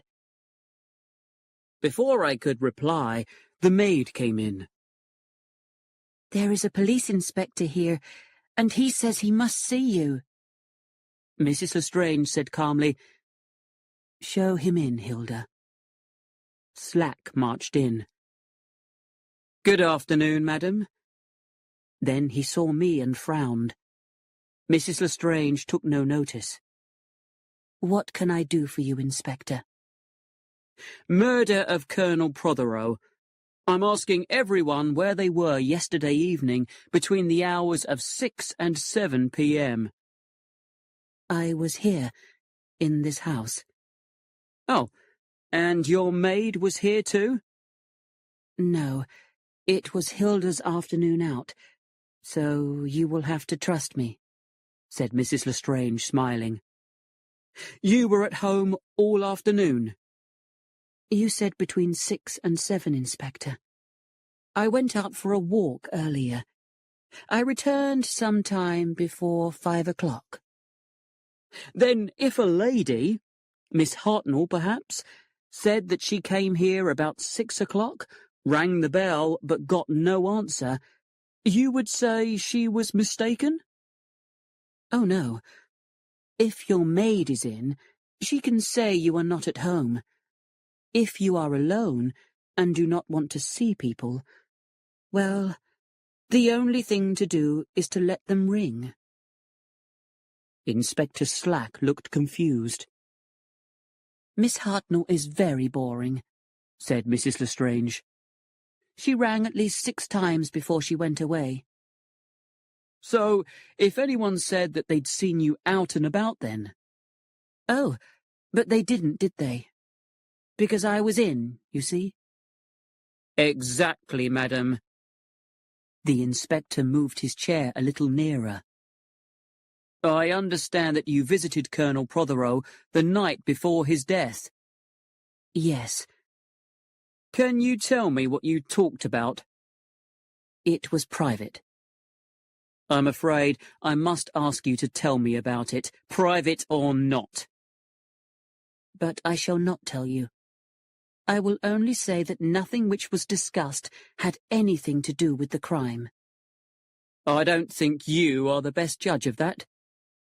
Then again, you will have to trust me, Inspector. Inspector Slack's face was suddenly very red. This is a serious matter, Mrs. Lestrange. I want the truth. He banged his hand on a table. Mrs. Lestrange said nothing. Did you know Colonel Prothero well? There was a pause before she said, I had not seen him for several years. It was an unusual time to call on him. No, it wasn't. I wanted to see him alone. Why didn't you want to see Mrs. or Miss Prothero? That, Inspector, is my business. Inspector Slack got up. Good afternoon, madam. But remember, we are going to find out the truth. When he had gone, Mrs. Lestrange also got up and held out her hand to me. I am going to send you away. It is too late for advice now. Then she turned away. I know what I must do. Chapter 16. I had arranged to visit Mrs. Prothero to discuss the funeral arrangements, so I walked to Old Hall. When we had finished, I said goodbye and took the private path towards the vicarage. I had a plan. When I found a place where the plants beside the path looked as though someone had walked on them, I left the path and forced my way through. But suddenly, I heard someone else moving very close to me. As I paused, Lawrence Redding appeared, carrying a large stone. I must have looked shocked, for he started to laugh. No, he said. It's not a clue. It's a gift. What? I wanted an excuse to call on Miss Marple, and I heard that she loves old stones for her Japanese garden. True, I said. But why do you want to see her? Well, if there was anything to be seen yesterday evening, Miss Marple saw it. Clement, I'm going to solve this crime. For Anne's sake. He paused, then said, What are you doing in the woods, Vicar? I didn't know what to say. We've got the same idea, haven't we? He smiled. How did the murderer come to the study? First way, along the road and through the gate. Second way, by the front door. Third way, is there a third way? My idea was to see if any of the bushes were broken near the vicarage garden wall. That was just my idea, I admitted. But I suddenly thought that I'd like to see Miss Marple first. So we walked together to her house. She was working in the garden and was very pleased with the stone. It's so kind of you, Mr. Redding. Then Lawrence asked his most important question. But Miss Marple was sure she had seen nobody in the road when he and Anne were in the studio. Did you see anyone go by the path into the woods that afternoon? I asked. Or come from there? Oh, yes. Dr. Stone and Miss Cram. It's the quickest way to the barrow. That was just after 2 o'clock. And Dr. Stone returned that way, as you know, Mr. Redding, because he joined you and Mrs. Prothero. And that shot, I said. The one you heard, Miss Marple. Mr. Redding and Mrs. Prothero must have heard it too. Yes, Lawrence said. I believe I did hear some shots. I only heard one, said Miss Marple. I can't remember it very well, said Lawrence. All I could think about was Anne. Miss Marple changed the subject. Inspector Slack asked me whether I heard the shot after Mr. Redding and Mrs. Prothero had left the studio or before. I believe that it was after. Then it couldn't have been Dr. Stone, said Lawrence, although nobody has ever thought that he did shoot Prothero. Ah, said Miss Marple. But I always think it wise to suspect everybody just a little.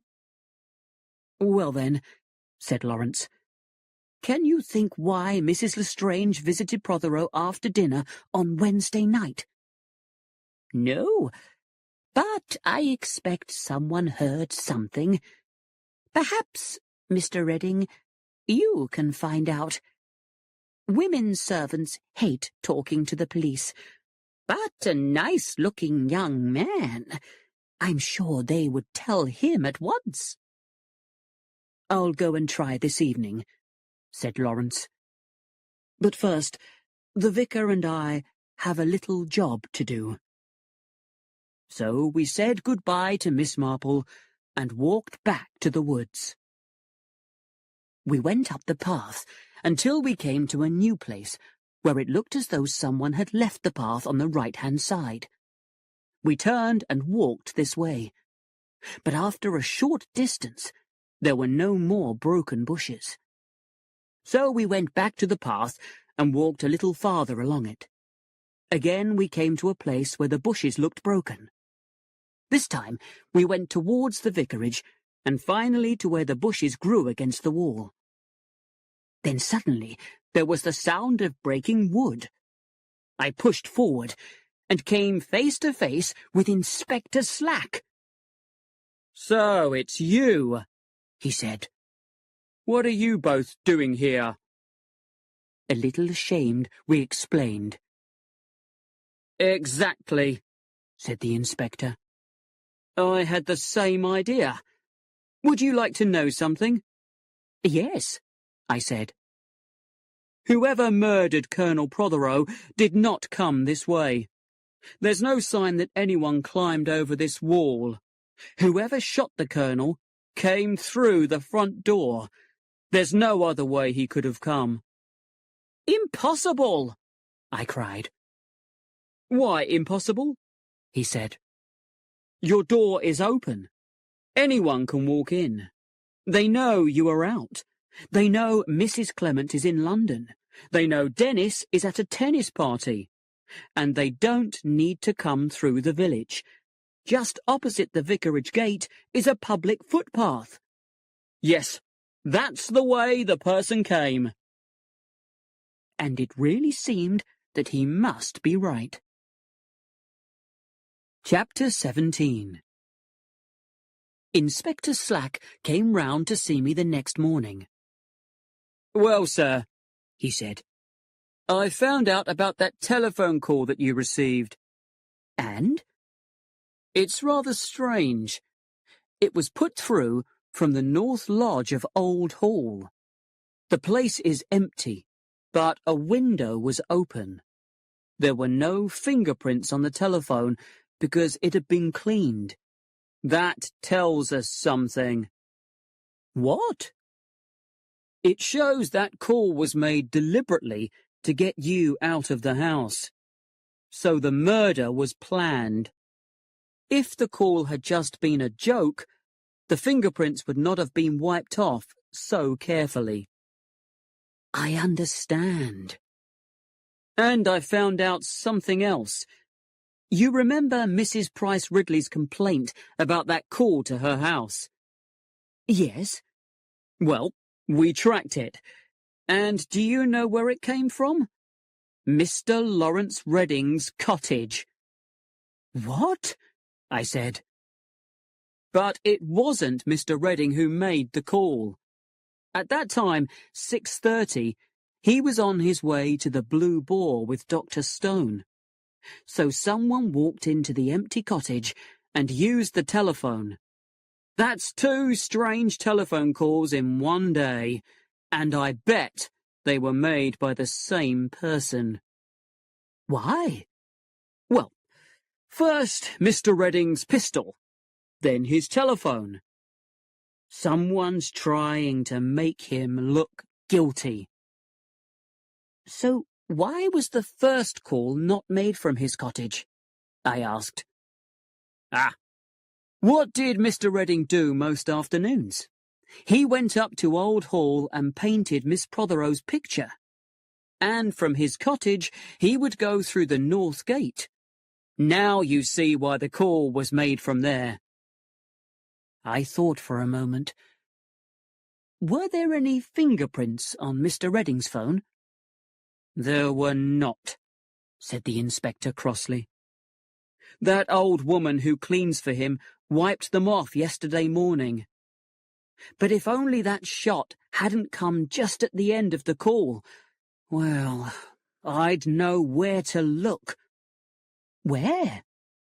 Well, what about the lady who called on Colonel Prothero the night before the murder? Mrs. Lestrange, I cried. Yes, the inspector said. Suppose Mrs. Lestrange had successfully blackmailed Prothero in the past. Then, years later, she hears that he is living in this village, so comes down here and tries it again. But perhaps this time he says he will go to the police, so she kills him. I said, Inspector, Mrs. Lestrange is not the kind of person to blackmail someone. She's a lady. Well, sir, you are a vicar, he said. So you don't know much about the world. Lady, indeed.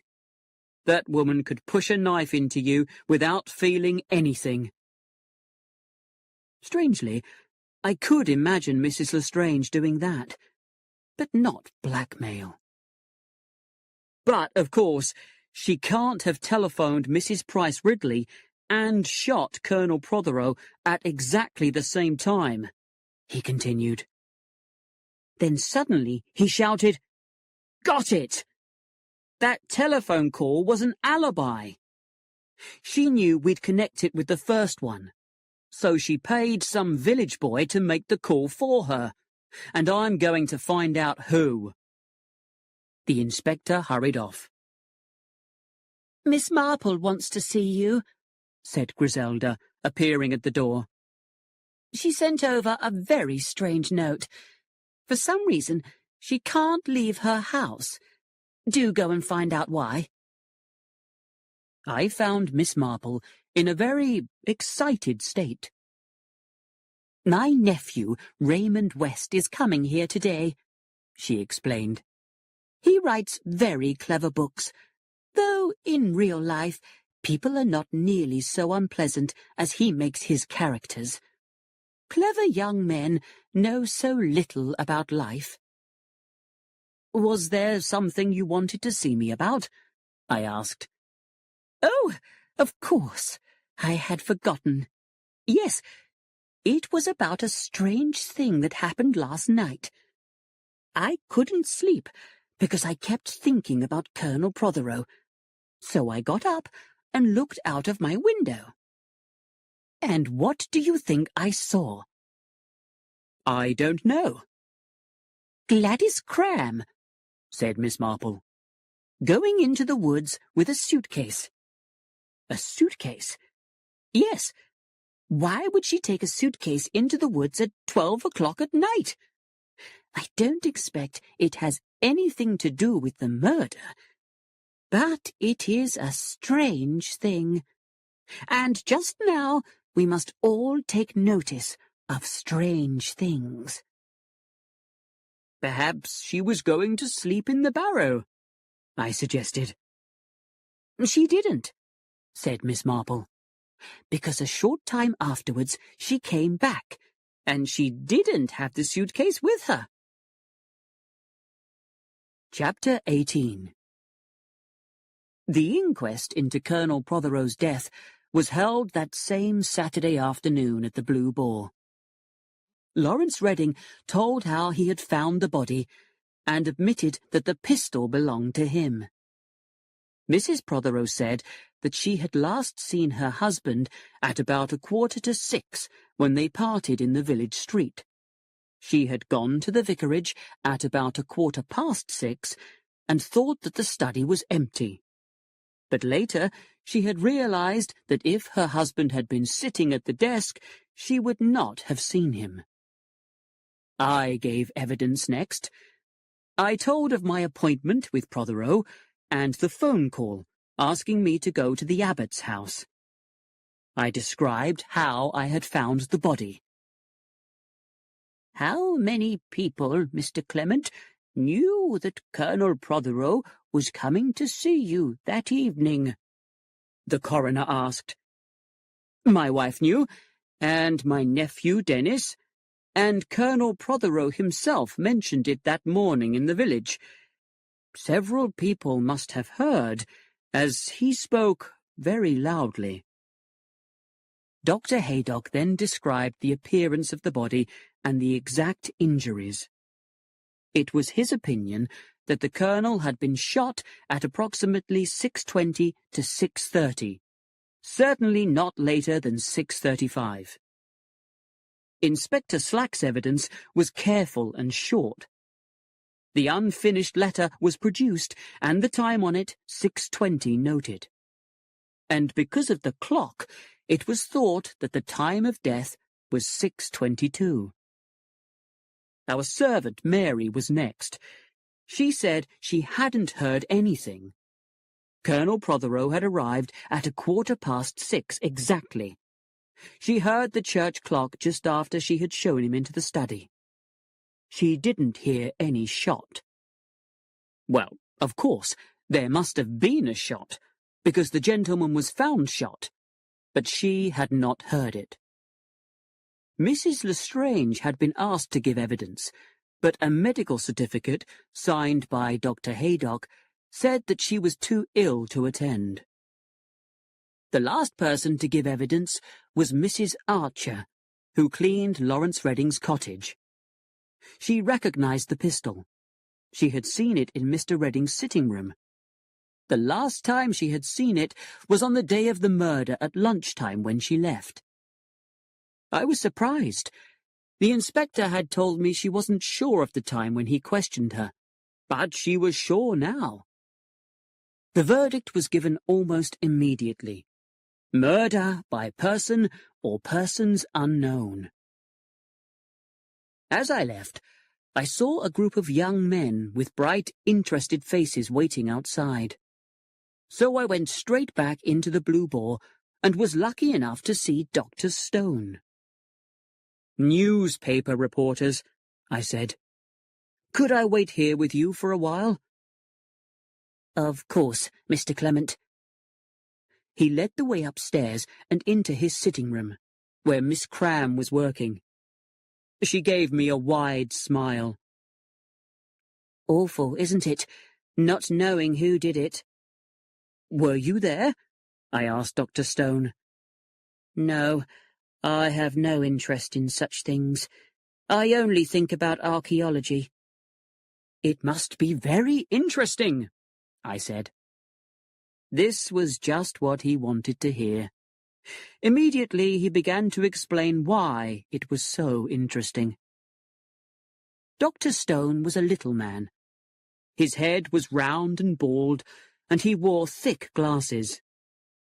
He soon began to explain his disagreement with Colonel Prothero. "A very stupid man. Because he had read a few books, he thought he knew more than a man who has studied the subject all his life, and—" "You'll miss your train if you are not careful," interrupted Gladys. Oh. He looked at his watch. "This is a wonderful girl, Mr. Clement. She never forgets anything." He went into the next room and returned with a suitcase. "I'm going up to London for 2 days to see my mother and my lawyers. On Tuesday I shall return." Dr. Stone attempted to leave, carrying the suitcase, as well as a large coat and a bag of books. I rushed to help him, and so we walked together to the station, Dr. Stone with the suitcase, and I with the coat and books. "Goodness!" Dr. Stone suddenly cried. "The train!" A train from London was standing in the station, and the train for London was just coming in. We began to run, and inside we bumped into a very good-looking young man. I recognized him immediately as Miss Marple's nephew, and I apologized. But he was not pleased. Dr. Stone climbed on the train just before it started. I began to walk back to the village, and our local chemist, Mr. Cherubim, joined me. "He was lucky not to miss his train," he said. "But you can never be sure they will be on time. Do you know, last Thursday, the day of the murder, I had been to a meeting in London, and the 6:50 train was half an hour late. I didn't get home until 7:30. "Annoying," I said. Then I saw Lawrence Redding on the other side of the road, and told Mr. Cherubim that I had to speak to him. Chapter 19. "I am very glad to see you," said Lawrence. "Would you like to come to my cottage?" We went up the path, and he took a key from his pocket. "You keep the door locked now," I said. "Yes. Someone knew about that pistol of mine." He opened the door, and I went inside. "That means that the murderer must have been inside this house. Perhaps even had a drink with me." "Not necessarily," I replied. "The whole village probably knows where you keep your socks." Then suddenly I asked, "Was the pistol loaded?" Lawrence shook his head. "But there was a box of bullets beside it. Unless the real murderer is found, I shall be the suspect until I die. But let me tell you about last night." He had, following Miss Marple's advice, gone up to Old Hall and talked to the servant Rose. "It's about Colonel Prothero's death," he had said to her. "I feel that someone might have seen or heard something, and I wondered if you could help me." "Yes, sir." I can imagine that Lawrence must have looked very attractive, with his blue eyes shining. "So, can you tell me anything about the lady who called to see Colonel Prothero the night before he died?" "Mrs. Lestrange?" "Yes." "Well, Gladdy said—" "Gladdy?"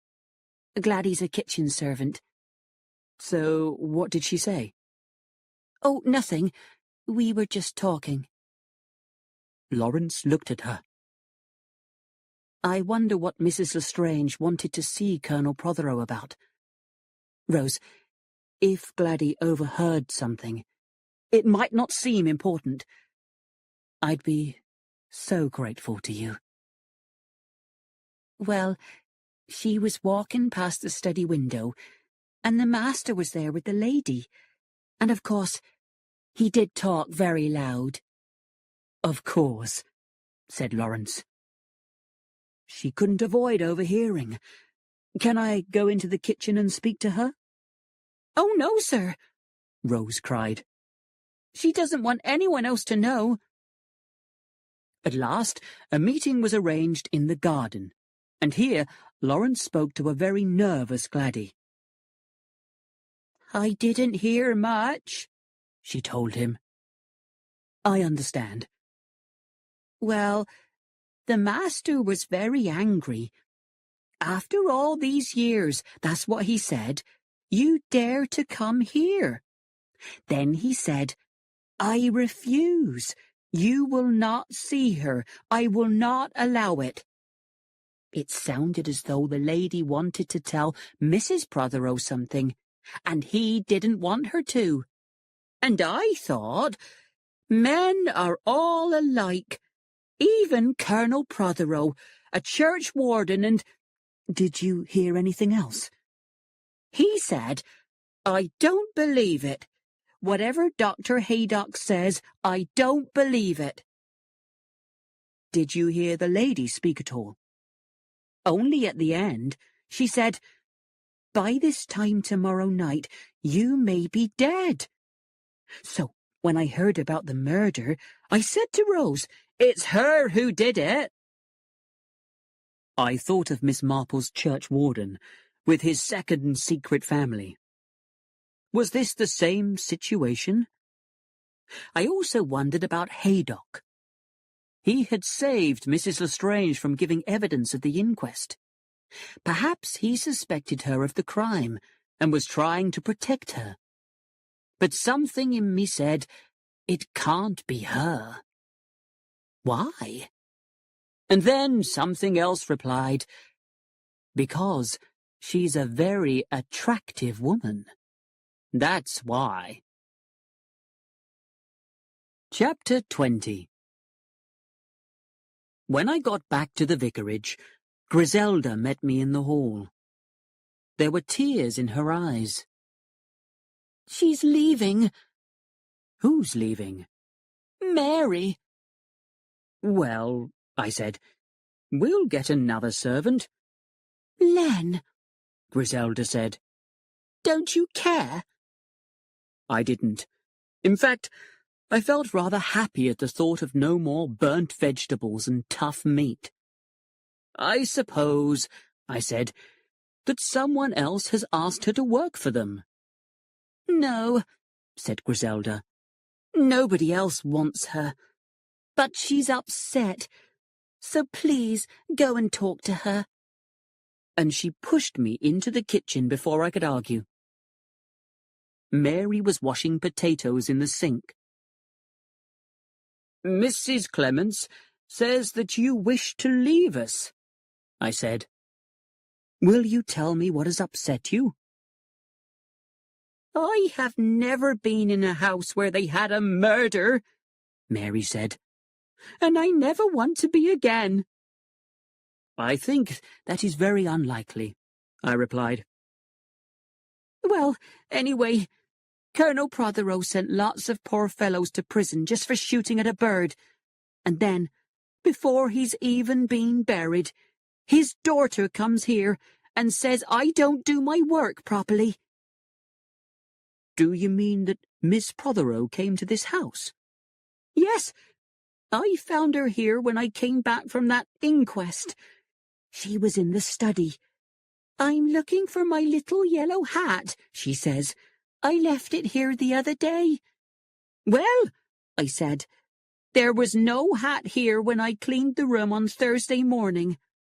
And she said, 'But I don't expect you would have seen it. You don't spend much time cleaning a room, do you?' And she pointed at some dust on the table. So I said, 'If the vicar and his wife are satisfied, that is all that matters.' And she laughed and said, 'Oh, but are they?' 'Mary,' I said, 'we would be very sorry to lose you.' There were tears in Mary's eyes. 'I wouldn't like to upset you or Mrs. Clement.' 'Then that's all right,' I said. I left the kitchen and found Griselda and Dennis waiting for me in the hall. "She's staying," I said, and told them what had upset Mary. "How like Lettice," said Dennis lovingly. "She never knows where she's left anything. It's partly what makes her so attractive to everybody."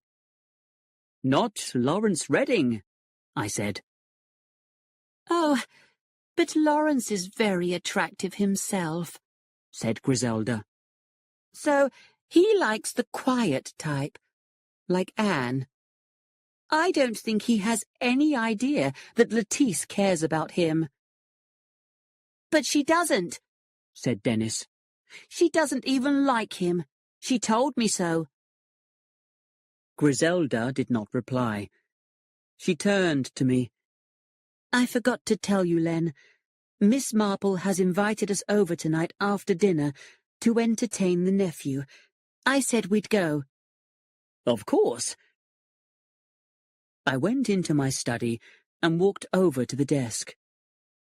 Here Prothero had sat when he had been shot. Here, where I was standing, his enemy had stood. Then I noticed a flash of bright blue on the floor. I bent down. By the desk was a small object. I picked it up. It was a blue earring. And I remembered exactly where I had last seen it. Chapter 21. Miss Marple's nephew, Raymond West, is supposed to be a wonderful writer. His books are about unpleasant people with very boring lives. He turned immediately to Griselda, and as they talked, I heard her say, "Do you have any ideas about the murder, Mr. West?" "Only that it is probably a very ordinary murder, by an angry poacher, most likely." "Poor Mrs. Prothero," Miss Marple said. "There are so many letters to write. Miss Cram is going to Old Hall to help her. She's free this weekend because Dr. Stone is not working on the barrow." "Stone?" said Raymond. "Is that the archaeologist fellow?" "Yes. I met him at a dinner not long ago, and we had a most interesting talk. I must visit him." "He's just gone to London," I said. "In fact, we bumped into you at the station this afternoon." "But that was a little fat man with glasses. That wasn't Stone." "I don't understand," I said. "The suitcase, of course," said Miss Marple. "It reminds me of the man who went round the village pretending to be the gas inspector. He stole a lot of valuable things." "Now, this really is interesting," said Raymond West. "But has it anything to do with the murder?" asked Griselda. "It is," Miss Marple said, "another strange thing." "Yes," I said, "and I think the inspector should be told about it." Chapter 22. Inspector Slack's orders, when I spoke to him on the telephone, were short and strong. We must say nothing to anybody about the suitcase, and a search for it would begin immediately. Griselda and I returned home very excited. But soon Dennis followed me into my study, looking upset. "What is the matter?" I asked. "I don't want to go into the Navy." I was very surprised. "But you love the sea. That's the job you have always wanted to do." "I want to go into banking. I need to get rich quickly. You've got to be rich to marry a girl who expects to have everything she wants." "You know," I said gently, "not all girls are like Lettice Prothero." He was suddenly angry. "You don't like her. Nobody does. Even the Napiers are saying awful things about her. Just because she left their tennis party a bit early. But she was bored. And she's very kind, really. I wanted to leave too, but she said no, because it would upset the Napiers. So I stayed. I would do anything for Lettice." Poor boy. We said good night, and he went up to bed. Next morning at breakfast, Griselda showed me a note she had just received. It was from Anne Prothero.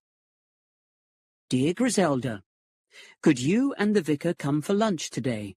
Something strange has happened, and I would like Mr. Clement's advice. With love, Anne Prothero." "We must go, of course," said Griselda. "I wonder what has happened." "Well," I said, "the funeral is tomorrow morning. Perhaps it has something to do with that." At Old Hall, we were shown into the sitting room. Miss Cram was there with Anne Prothero. I saw a reporter at the inquest, Anne said.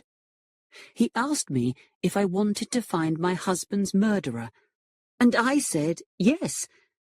And then he asked me whether I suspected anyone, and I said no. And then he said, did I think the person who committed the crime knew the village? And I said, they certainly seemed to. And that was all. And now look at this. She held out a newspaper. Across the top were the words, Widow says she will never rest till she has hunted down her husband's murderer. It doesn't sound like me, does it? Said Anne. Griselda and I agreed. We then went into the dining room for lunch, where Lettice joined us. After we had had coffee, Anne said, I want to have a little talk with the vicar. I followed her up the stairs to her small sitting room. But, to my surprise, she continued along to the end of the passage, then up a narrow staircase and into a large, dark room under the roof.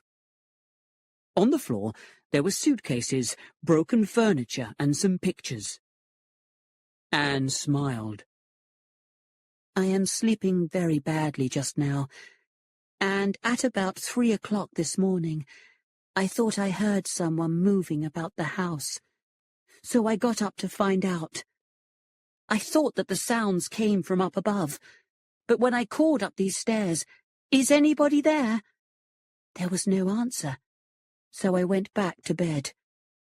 Then today I decided to come up here, and I found this.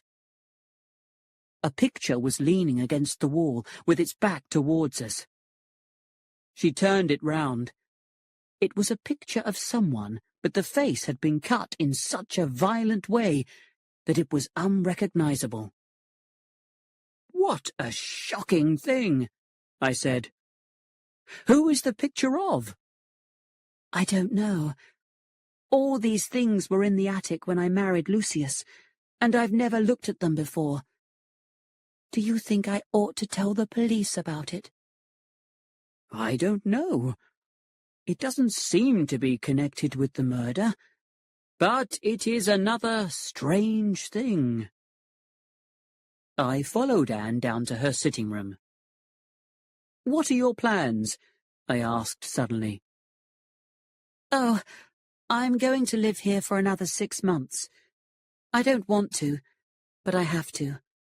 Because otherwise people will say that I ran away, because I felt guilty, especially when... She paused. When the 6 months are over, I am going to marry Lawrence. I thought, I said, that you would. She started to cry. You don't know how grateful I am to you. If we'd been planning to go away together, and then Lucius had died, it would be so awful now. But you made us both see how wrong it would be. I, too, am thankful, I said. But you know, she sat up, unless the real murderer is found, people will always think it was Lawrence, especially when he marries me. That's another reason why I'm staying. I'm going to find out the truth, and that's why I asked Miss Cram to come here. I think she knows something, and I want to watch her. Then, the very night she arrives, that picture is cut, I said. You think she did it? But why? I couldn't think of an answer, so I took the blue earring from my pocket. I believe this is yours. Oh, yes.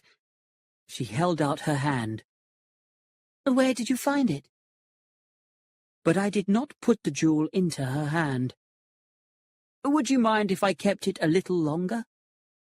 Why, certainly. I then asked her about her financial situation. It is a rather rude question, I know, but I am concerned. I don't think it's rude at all. Lucius was very well off, and he left things equally divided between me and Lettice. Old Hall goes to me, but Lettice can choose enough furniture for a small house, and she will have enough money to buy one. I said goodbye to Anne, but there was one more thing I needed to do.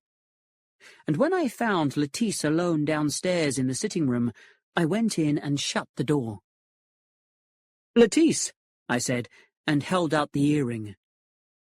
"Why did you drop this in my study?" "I never dropped anything in your study," she said. "And that's not mine. That's Anne's." "I know," I said. "But she has only been in my study once since the murder. And then she was dressed in black and did not wear blue earrings." "So she must have dropped it before. She was wearing them on Thursday." "Thursday," I said, "was the day of the murder.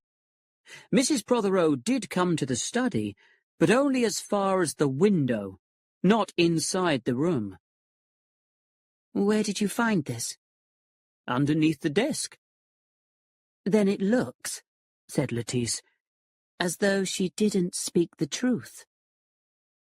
"And now I know that you are not speaking the truth, Lettice, because the last time I saw this earring was on Friday morning, when I came to Old Hall with Colonel Melchett. It was lying with the other one in your stepmother's bedroom." "Oh!" She burst into tears. I said gently, "Lettice, why did you do it?" "What?" She jumped up, looking wild and frightened.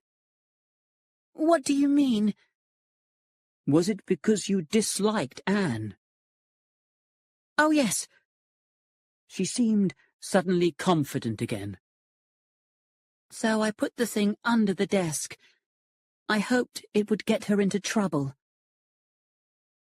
I told her that I would return the earring to Anne and say nothing about how I had found it. Chapter 23. Griselda and I went home separately, as I wanted to go round by the barrow to see if the police had found the suitcase. "Nothing yet, sir," Hurst said.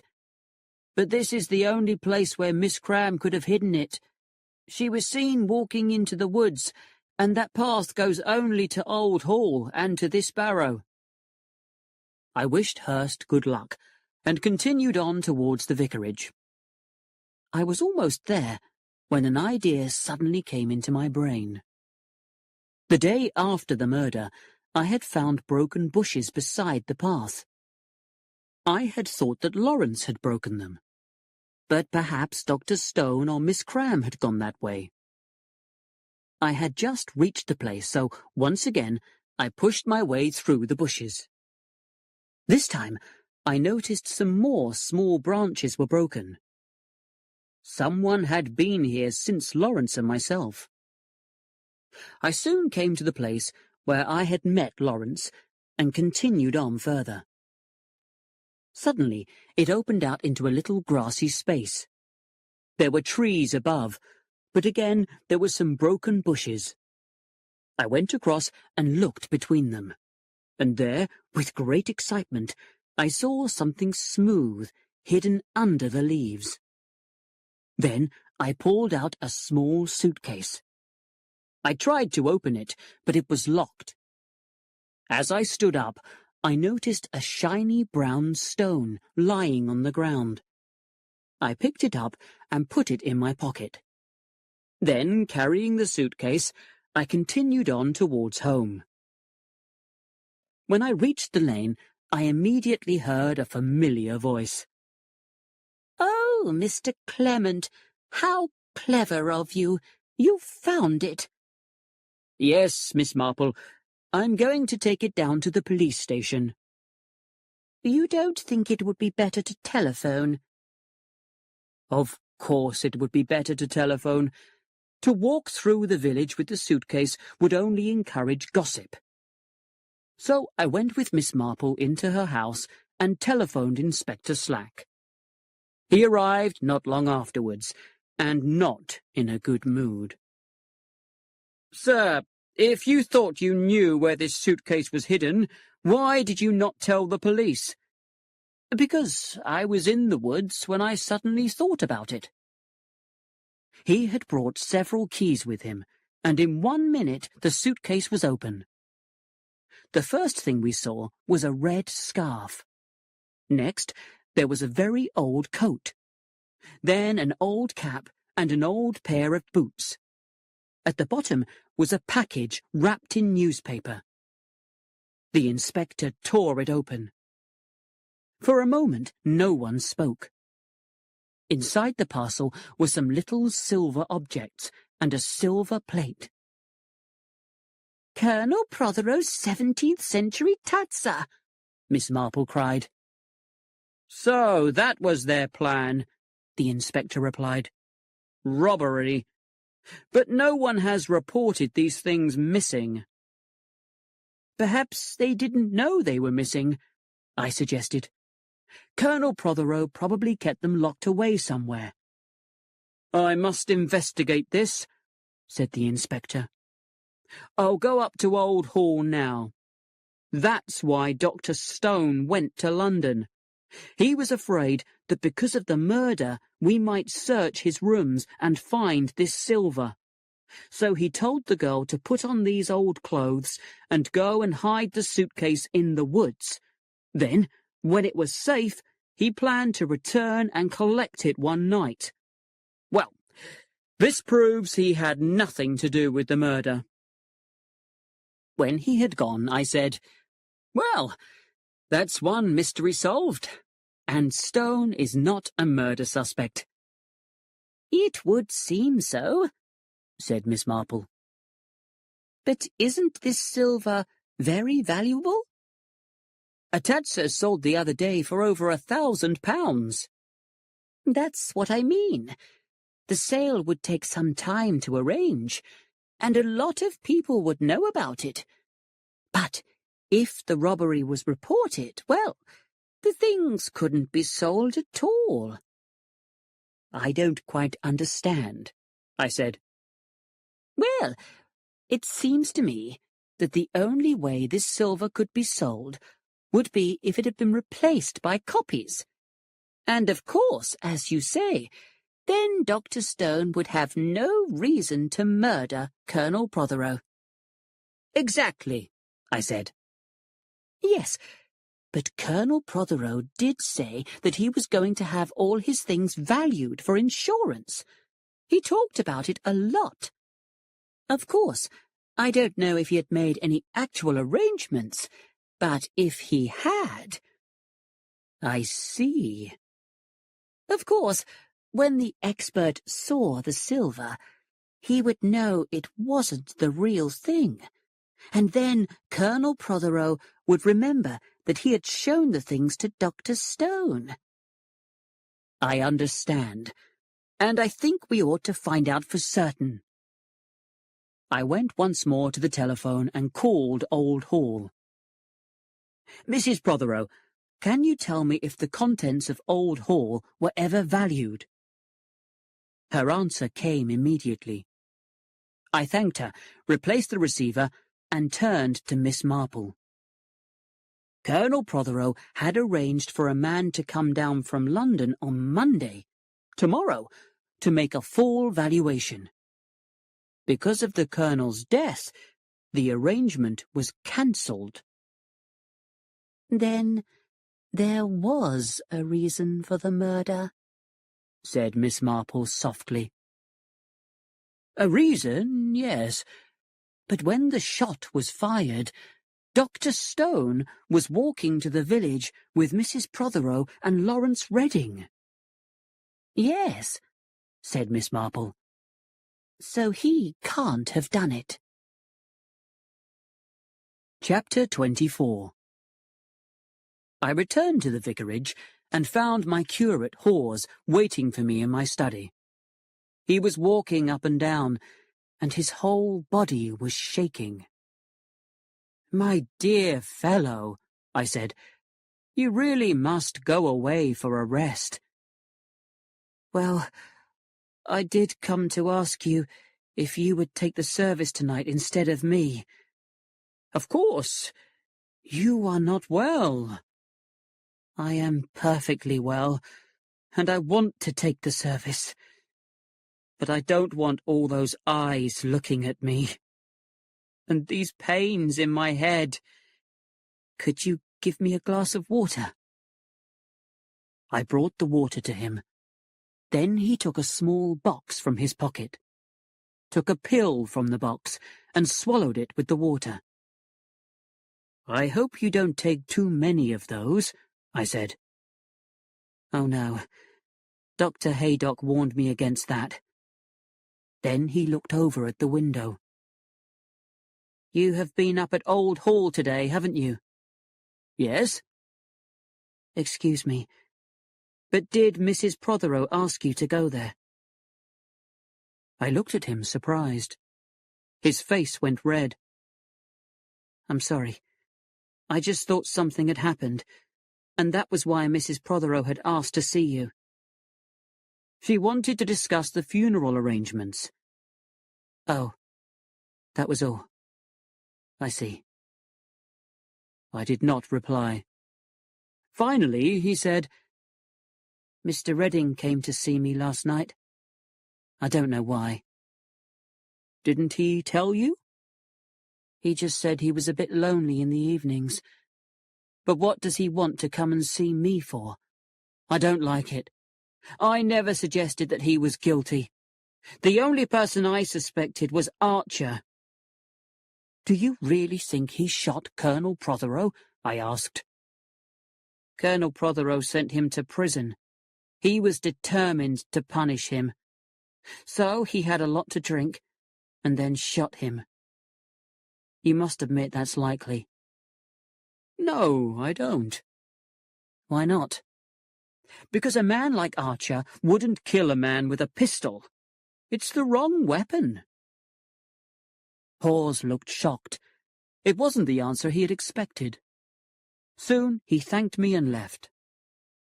I had gone to the front door with him, and on the hall table I saw 4 notes. They all looked as though they had been written by the same person, and they all said urgent. The only difference I could see was that one was much dirtier than the others. Mary came out of the kitchen and saw me looking at them. They came by hand after lunch, she said. All except one. I found that in the letterbox. I took them into the study. The first one said, Dear Mr. Clement, I have heard something about the death of poor Colonel Prothero, so I would like your advice about whether to go to the police or not. Perhaps you could come and see me this afternoon. Yours sincerely, Martha Price Ridley. I opened the second. Dear Mr. Clement, I am very worried. I have learned something that I think may be important. I am frightened of going to the police. Please, dear Vicar, could you come to my house this afternoon and help me? Yours very sincerely, Caroline Weatherby. The third I could guess without reading it. Dear Mr. Clement, I have heard something that is very important. I feel you should be the first to know about it. Will you call in and see me this afternoon? Amanda Hartnell. I opened the fourth note. Dear Vicar, your wife has been seen coming out of Mr. Redding's cottage in a secretive manner. They are having a love affair. I think you ought to know. A friend. I crushed the paper in my hand and threw it into the fireplace, just as Griselda entered the room. What's that you're throwing away? She asked. Rubbish, I said. I took a box of matches from my pocket. But Griselda was too quick for me.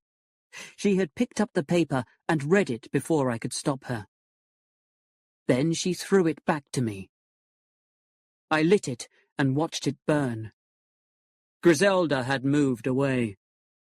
She was standing by the window looking out into the garden. "Len," she said. "Yes, my dear?" "When Lawrence came here, I told you that I had only known him slightly before. That wasn't true. I had known him rather well. In fact, I had been in love with him." "Why didn't you tell me?" I asked. "Oh, because you're so silly in some ways.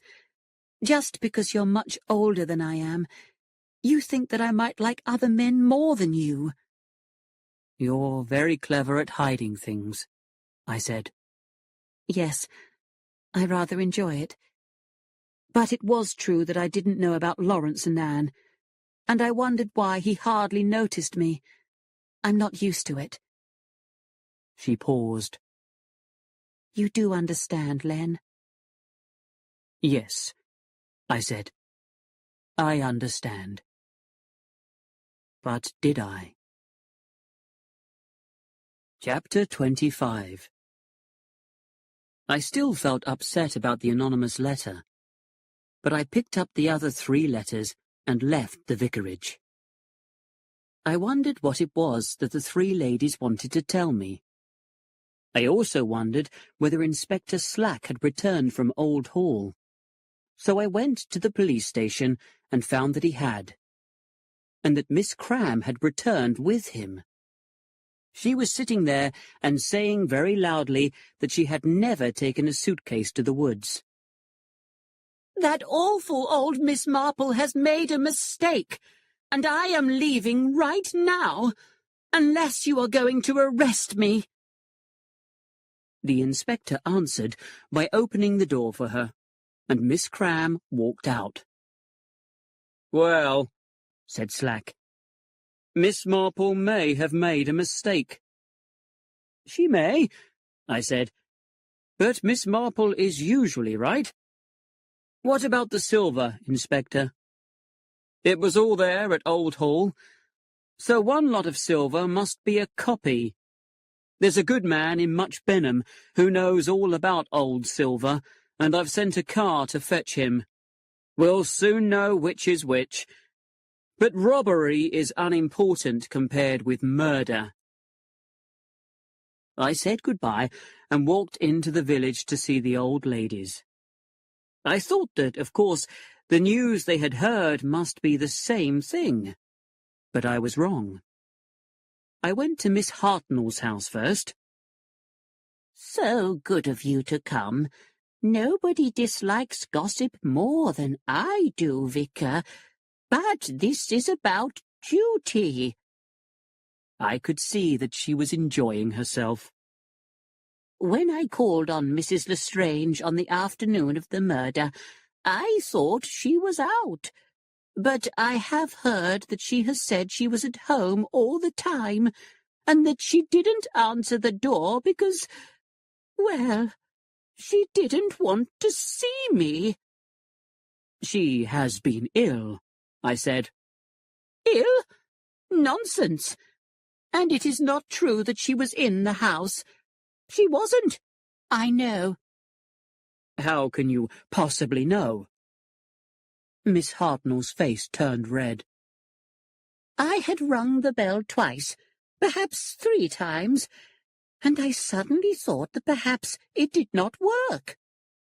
"Yes." I knew that it was easy to hear the bell from outside. "So I went round the house and knocked on the windows, and I looked through them as well, but there was no one in the house." "What time was this, Miss Hartnell?" "It must have been nearly 6 o'clock. I went straight home afterwards, and Mrs. Prothero called at about 6:30 to borrow a gardening magazine. And all the time the poor Colonel was lying murdered." "Is that all you wanted to tell me?" "I thought it might be important, Mr. Clement." I visited Miss Weatherby next. "Dear Vicar, You are so kind to come round so quickly. You must understand that I heard this from someone who knows the truth. In St. Mary Mead, a person who knows the truth is always someone else's servant. So, who was that? I promised that I would tell no one their name, and I always keep a promise. Well, this person said they saw a certain lady walk up the road that goes to the vicarage. But before that, this lady looked around in a very strange way to see if anyone had noticed her. This was just before 6 o'clock. On which day? Miss Weatherby gave a little cry. The day of the murder, of course. And the name of the lady? Begins with an L, said Miss Weatherby. There was still Mrs. Price Ridley to see, and the first thing she said was, I will not say anything at all to the police, but I have heard of something that I think they should know about. Does it involve Mrs. Lestrange? I asked. Why should it? I said no more. It is very simple, she continued. My servant, Clara, was standing at the front gate when she heard a sneeze. Yes? That's all. She heard a sneeze. But, I said, why is that strange? Mrs. Price Ridley said very slowly, She heard a sneeze on the day of the murder at a time when there was no one in your house, because the murderer was hiding in the bushes. What you have to look for is a man with a bad cold. Well, our servant, Mary, has a bad cold. It must have been her sneeze Clara heard. It was a man's sneeze, said Mrs. Price Ridley. And Clara couldn't hear Mary sneeze in your kitchen if she was standing at my gate. You couldn't hear anyone sneezing in my study from your gate, I said. But the man might have been hiding in the bushes, said Mrs. Price Ridley. Well, that is all I have to say. I said goodbye, and as I left, I asked Clara about the sneeze. It's quite true, sir. I heard a sneeze, and it wasn't an ordinary sneeze. Nothing about a crime is ever ordinary. The sneeze was, I imagined, a special murderer's sneeze. I decided to visit Dr. Haydock and went down the road to his house. "How good to see you," he said. "What's the news?" I told him about Stone. Well, that explains a lot. He had read about archaeology, but he kept making mistakes, and Prothero must have noticed. You remember the disagreement they had. What about Miss Cram? Is she involved? The police aren't sure. I then told him that I was worried about my curate Hawes, and that I was anxious that he should get away for a rest. Yes, I suppose that would be the best thing. Poor fellow. I thought you didn't like him. I don't, but I'm sorry for a lot of people I don't like. I'm even sorry for Prothero. Nobody ever liked him because he always thought he was right, and that others were always wrong. He was the same, even when he was a young man. So you knew him then? Oh, yes, when we lived in Westmoreland. I had a surgery not far from his house, but that was 20 years ago. Is that all you came to tell me, Clement?" Dr. Haydock was watching me, so I told him about my talks with Miss Hartnell and Miss Weatherby. He paused, then said, "It's true. I've been trying to protect Mrs. Lestrange from anything that might upset her. She's an old friend. But that's not my only reason. Mrs. Lestrange is dying." "What?" "She has about a month to live, and on the evening of the murder she was here, in this house." "But she wasn't here when I sent Mary for you. I mean, when we discovered the body." "No, she'd gone to meet someone." "In her own house?" "I don't know, Clement." I believed him, but I suspected that he knew more than he said. Then I thought of something, and I took from my pocket the shiny brown stone I had found in the woods. I held it out to him and asked him what it was. "Looks like picric acid." "What is picric acid?" "It's an explosive." "Where did you find it?" I shook my head. He had his secrets.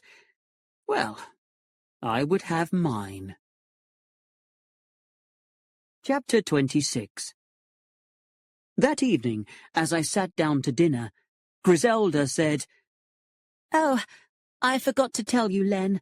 This note arrived for you when you were out." I took it and shook my head. Across the top was written, "By hand. Urgent." "This," I said, "must be from Miss Marple. She's the only old lady who hasn't written to me today." I was right. "Dear Mr. Clement, I would very much like to talk to you. I will come over at 9:30. Perhaps dear Griselda and Dennis would be very kind and come over here and entertain my nephew.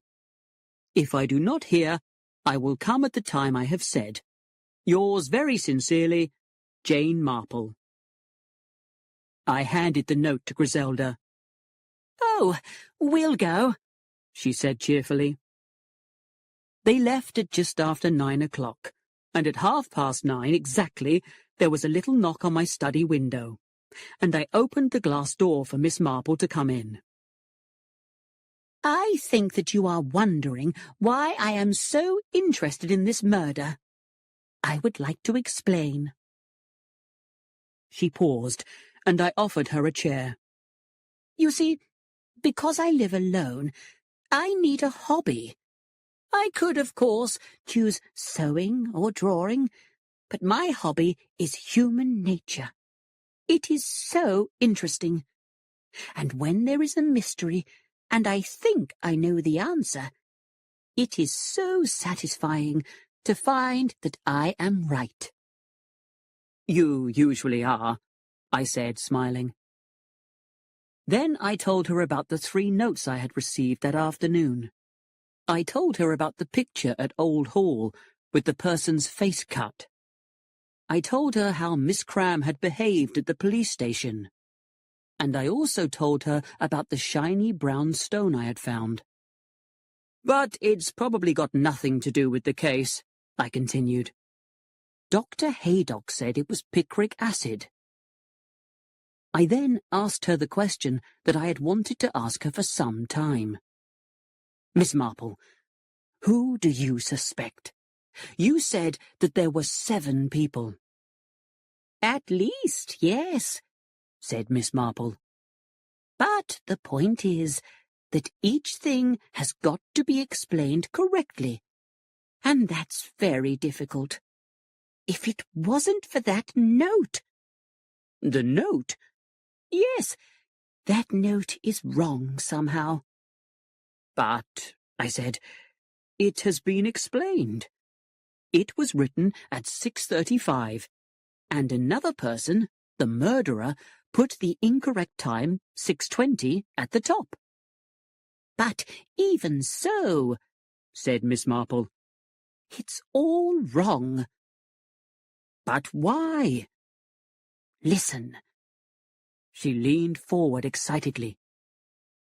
Mrs. Prothero walked past my garden, and she went to the study window, and she looked in, and she didn't see Colonel Prothero. Because he was writing at the desk, I said. And that's what's all wrong. That was at 6:20. He wouldn't have needed to tell you that he couldn't wait any longer until after 6:30. So, why was he sitting at the desk then? I never thought of that, I said. Let us think about it again. Mrs. Prothero went to the window and thought the study was empty. Otherwise, she would not have gone down to the studio to meet Mr. Redding. And that leaves 3 possibilities. Does it? The first is that Colonel Prothero was dead already. But I don't think that's likely. He'd only been there for 5 minutes. The second possibility is, of course, that he was sitting at the desk writing a note. But it must have been a different note from the one that was found. And the third— Yes, I said. Well, the third is, of course, that the room really was empty. You mean that after he had been shown in, he went out again and came back later? Yes. But why would he have done that? Miss Marple shook her head and stood up. I must go home. It has been good to have this little talk. Thank you, I said. But I feel more confused than before. Oh, don't say that. I have one idea that fits nearly everything. That is, except for one coincidence. And I think one coincidence is all right. More than one, of course, is not. So, you really think that you know who killed Colonel Prothero? I asked. Yes, except for— if only that note had said something different. She moved towards the window, and on her way put her hand into the pot of a rather tired houseplant. Poor thing. Your servant should water this plant every day. I suppose it is Mary who looks after it. I'm not sure that looks after are the right words for anything that Mary does, I said. She came back from the inquest and found Lettice Prothero here, and Lettice told her that she didn't clean properly. It upset her. Oh! Miss Marple was just about to step into the garden when she suddenly stopped. So that was it. Perfectly possible all the time. She turned to me. I have been stupid. Very, very stupid. Good night, Mr. Clement. And she went quickly across the lawn towards her house. Chapter 27. I had just sat down at my desk again when the doorbell rang. I went to answer it and saw there was a letter in the letterbox. I took it out, but as I did so, the bell rang again. So I put the letter in my pocket and opened the front door. It was Colonel Melchett. Hello, Clement. I'm on my way home from town. Thought I'd just say hello and see if you could give me a drink. I'd be happy to. Come into the study.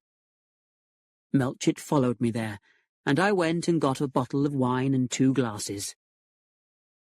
I've got one bit of news for you, Clement.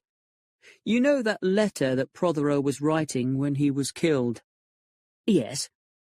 We got an expert to look at it, to say whether the 6:20 was written by someone else, and, of course, we sent him examples of Prothero's writing. And do you know the result? That letter was never written by Prothero at all. They still think the 6:20 was written by someone else, but they're not sure. Really? Miss Marple said this evening that the note was all wrong. We looked at each other. Then the telephone rang. I went over and answered it. "I want to confess," a high, nervous voice screamed at me. "I want to confess." Then the line went dead.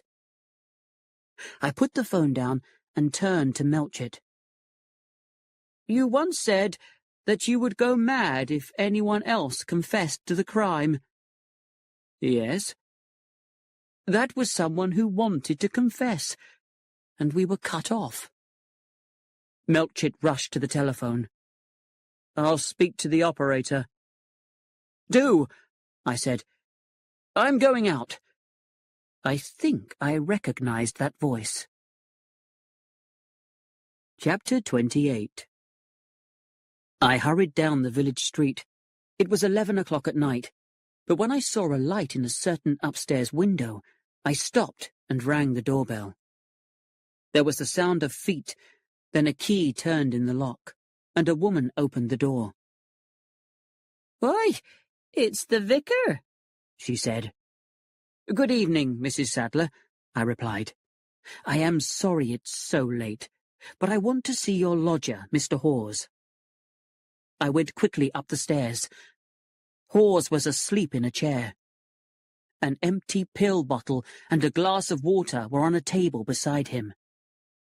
On the floor was a letter. I picked it up. It began, "My dear Clement." I read it all, then picked up the telephone and asked the operator for the vicarage. They told me the line was busy, so I asked them to call me when the line was free. I then took out of my pocket the note that I had found in the vicarage letterbox. The writing was the same as that on the other anonymous letter that I received earlier. I tore it open. I read it once, twice, but I still could not believe what it said. I was beginning to read it a third time when the telephone rang. Like a man in a dream, I picked up the receiver. "Melchett here. Where are you? I've found out about that call. The number is—" "I know the number." "Is that where you are speaking from?" "Yes." "So you've got the murderer?" "I don't know," I said. "You'd better come here." I gave him the address. Then I sat down and read the anonymous letter again. Chapter 29. It felt as though years had passed when I heard the door open and Melchett entered the room. He saw Hawes asleep in his chair. "What's happened, Clement?" I passed him one of the letters, and he read it aloud. "My dear Vicar, it is a very unpleasant thing that I have to tell you, but I know who is guilty of the crime. It is very painful for me to name a priest of your church, but it is my duty, and—" Here the writing ended. Melchett looked at Hawes. "So it's the one man we never even thought about." He went over to the sleeping man and shook him, at first gently, then harder. "He's not asleep, he's drugged." He picked up the pill box. "Has he—" "I think so," I said. "It's his way out. Poor fellow." But Melchett had caught a murderer, and he wanted his murderer punished. He picked up the telephone and asked for Dr. Haydock's number. "Hello? Hello? Hello? Will the doctor come round at once to see Mr. Hawes? It's urgent." "What? Well, what number is it then?" "Oh, sorry." He rang off. "Wrong number." "Hello? You gave me the wrong number." "Yes, give me 39. 9, not 5. And then, "Hello? Is that you, Haydock?" "Melchett speaking. Come to see Hawes at once, will you?" At once, I say. He put the phone down and turned to me.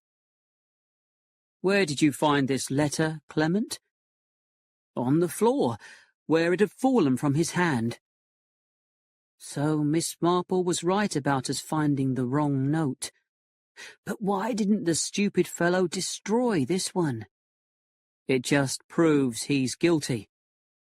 Listen, that sounds like a car. He went to the window. Yes, it's Haydock, all right. A moment later, the doctor entered the room. He went across to Hawes and quickly examined him. I'm not sure that I can save him, Melchett. Do everything possible. Right. Well, I must drive him to the hospital at Much Benham. Help me to carry him down to the car. We both did so. As Dr. Haydock climbed into the driving seat, he said, You won't be able to put him in prison. The poor fellow wasn't responsible for his actions, and I shall give evidence for him. What did he mean by that? Asked Melchett as we went upstairs again. I explained that Hawes had been ill with sleeping sickness. Always some good reason nowadays for every dirty action, isn't there? But before I could disagree, there was an interruption. The door opened, and Miss Marple walked in. So sorry, Colonel Melchett, but when I heard that Mr. Hawes was ill, I felt I must come and see if I could do something. Very kind of you, Miss Marple, Melchett said. But how did you know Hawes was ill? The telephone. You thought you were speaking to Dr. Haydock, but you were speaking to me. My number is 35. Well, anyway, there is nothing you can do, Melchett said, because Haydock has taken Hawes to hospital. Oh, that is good news. He will be safe there. She was looking at the pillbox. I suppose he took too many of those. I think you should read this, I said, and gave her Protheroe's unfinished letter. She took it and read it. Mr. Clement, why did you come here this evening? I explained about the telephone call, and how I had thought I recognized Hawes' voice. Miss Marple nodded. So, you got here just in time. Don't you think, I said, that it might be better if Hawes didn't recover? We know the truth now, and— Of course, Miss Marple said. Of course. That's what he wants you to think. That you know the truth, and that it's best for everyone as it is. Oh, yes, it all fits in.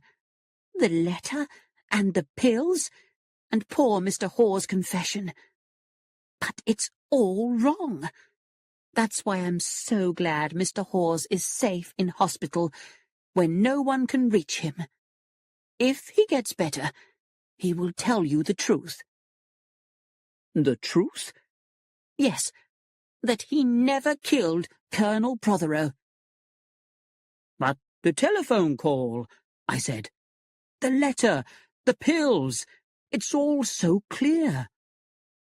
That's what he wants you to think. Oh, he's very clever. Keeping the letter and using it this way was very clever indeed. Who do you mean, I said, by he? I mean the murderer, said Miss Marple. I mean Mr. Lawrence Redding. Chapter 30. We looked at her and said nothing. I really think that for a moment we thought she had gone mad. Colonel Melchett was the first to speak. That is nonsense, Miss Marple. Mr. Redding has been proved to be innocent. Of course, said Miss Marple. He made sure of that. No, said Colonel Melchett.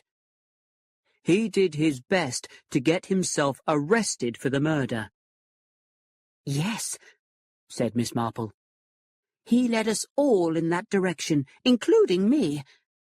You remember, Mr. Clement, that I was quite shocked when I heard Mr. Redding had confessed to the crime. It upset all my ideas, and made me think he was not guilty, when up to then I had been sure that he was. So it was Lawrence Redding you suspected? I asked. I know that in books it is always the most unlikely person, but in real life it is usually the most obvious one. I have always liked Mrs. Prothero, but I soon realized that she would do anything Lawrence Redding told her. And, of course, he is not the sort of young man who would marry a woman who has no money. So first, it was necessary for Colonel Prothero to be removed.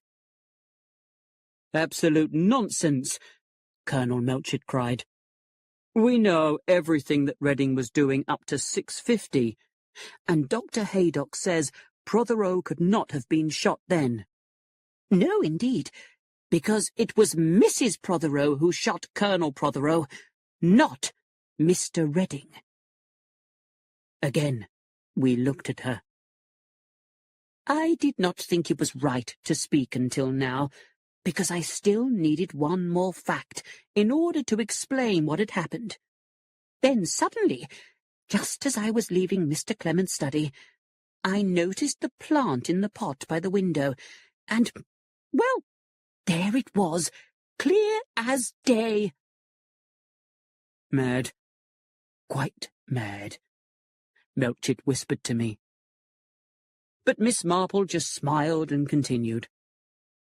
I liked Anne and Lawrence, so when they both confessed in that silly way, well, I was happy that I had been wrong, and I began to think of other people who might want Colonel Prothero dead. The 7 suspects, I murmured. Yes, indeed. There was Archer, and there was your Mary. She's been Archer's girlfriend for a long time, and she was alone in the house when it happened. And then, of course, there was Lettice, wanting freedom and money to do as she liked. And Dennis, who would do anything for Lettice. No, I cried. And then, of course, there is poor Mr. Hawes. And you? Me? I said. Well, yes. There was that church money that disappeared. Either you or Mr. Hawes must have taken it. Of course, I was always sure it was Mr. Hawes. But then, there was also dear Griselda. But Mrs. Clement was not even here, interrupted Melchett. She returned from London on the 6:50 train. That's what she told you, said Miss Marple. But that train was half an hour late, and at 7:15, I saw her walking to Old Hall. So she must have come back on an earlier train. She looked at me. In fact, she was seen, but perhaps you know that. I gave her the second anonymous letter I had received. It said that Griselda had been seen leaving Lawrence Redding's cottage at 6:20 on the day of the murder. It had made me think about the past romance between Lawrence and Griselda. Perhaps Prothero had found out about it and was going to tell me. So Griselda stole the pistol and shot him before I got home. Miss Marple handed me back the note. But by Thursday afternoon, the crime had been very carefully planned. Lawrence Redding first called on the vicar, knowing that he was out.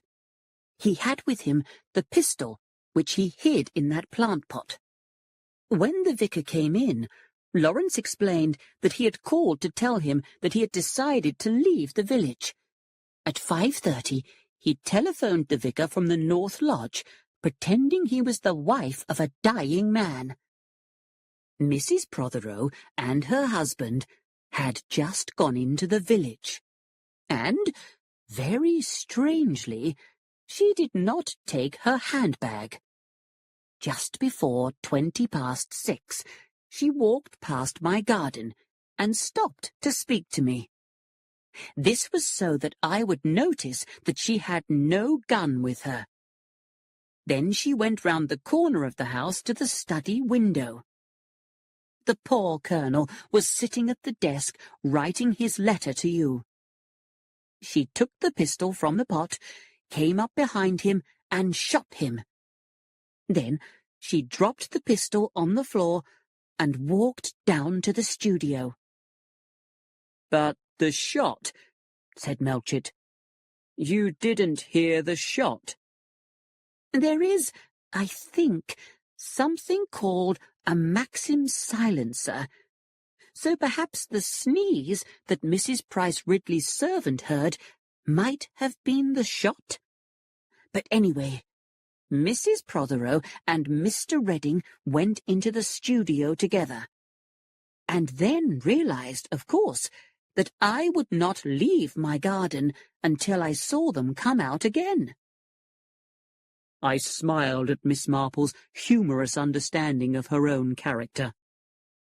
But when they did come out, their behavior was happy and normal, and that was a bad mistake. Because if they had really said goodbye to each other, they would have been sad. But because of the murder, they did not dare to appear upset. For the next 10 minutes, they were careful to be seen by people in the village. Then at last, Mr. Redding went back to the vicarage. He picked up the pistol and the silencer, and left the forged letter with the time written on it in blue ink. But when he left the letter, he found the one written by Colonel Prothero, and he thought that it might be useful, so he put it in his pocket. Then he altered the time of the clock to the same as on the forged letter. He did not know that it was always kept a quarter of an hour ahead. He did this to make it seem that someone was trying to make Mrs. Prothero look guilty. Then he left the vicarage and met you outside, Vicar. And he acted as though he was very upset, which was clever, because someone who had just committed a murder would, of course, try to behave normally. Then he got rid of the silencer and marched into the police station with the pistol and confessed to the crime. "What about the shot heard in the woods?" I asked. "Was that the coincidence you mentioned?" "Oh, no." Miss Marple shook her head. "It was absolutely necessary for a shot to be heard, because without it, Mrs. Prothero might have continued to be a suspect. I believe that picric acid explodes if you drop something heavy onto it. And remember, Vicar, that you met Mr. Redding carrying a large stone in that same place in the woods where you found the picric acid later." "But the shot was heard at 6:30, when Lawrence and Anne had come out of the studio.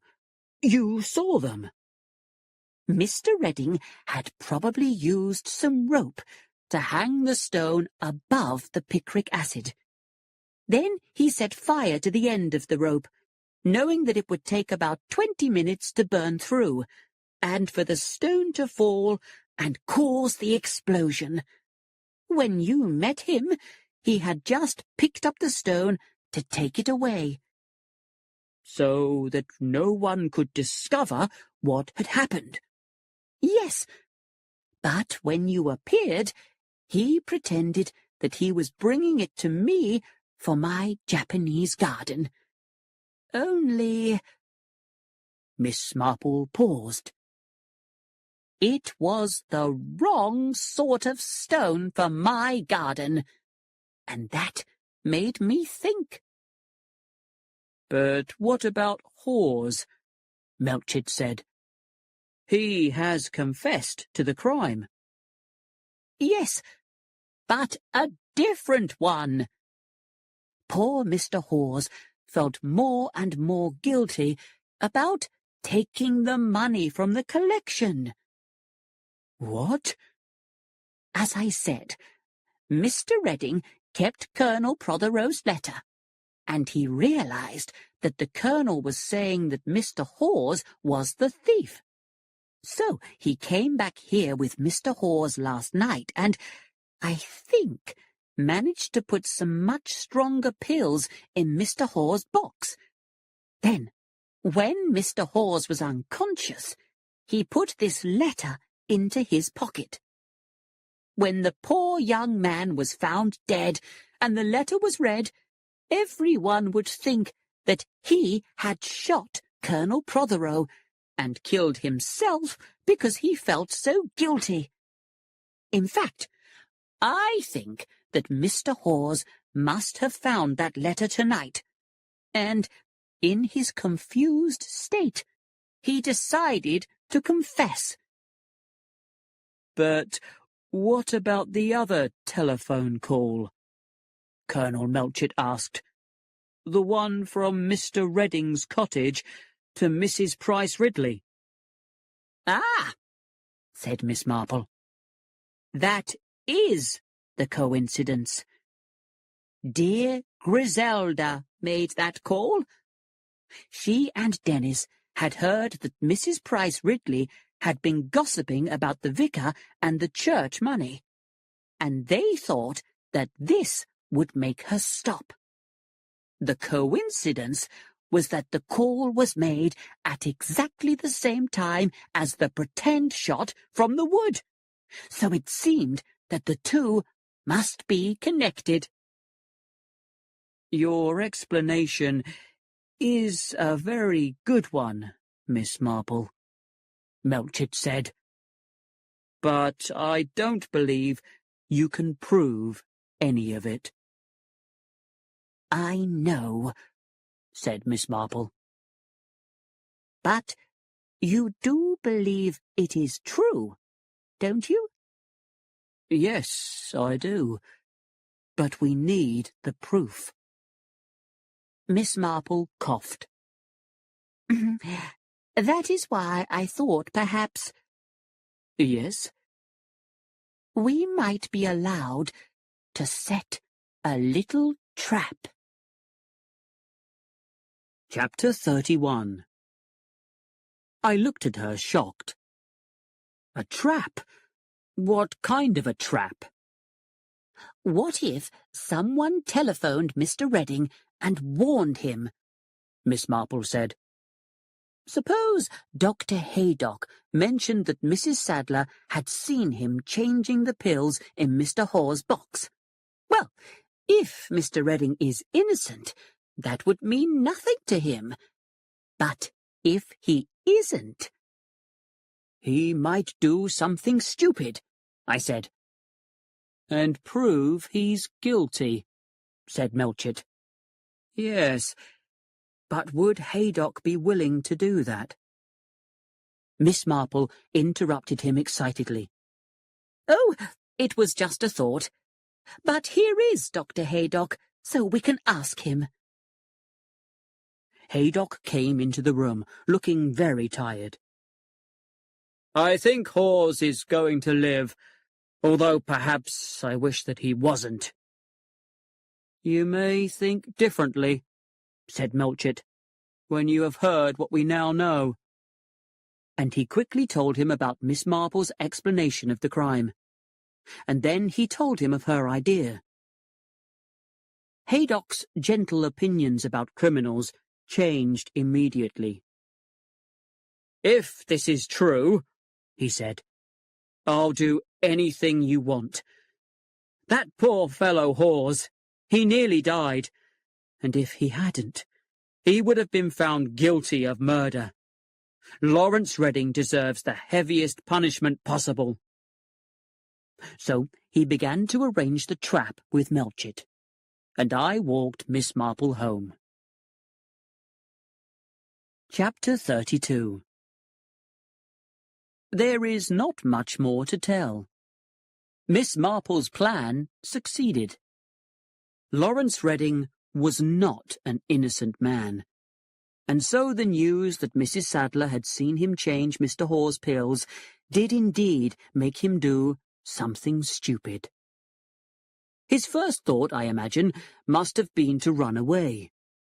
But he could not leave without telling Anne.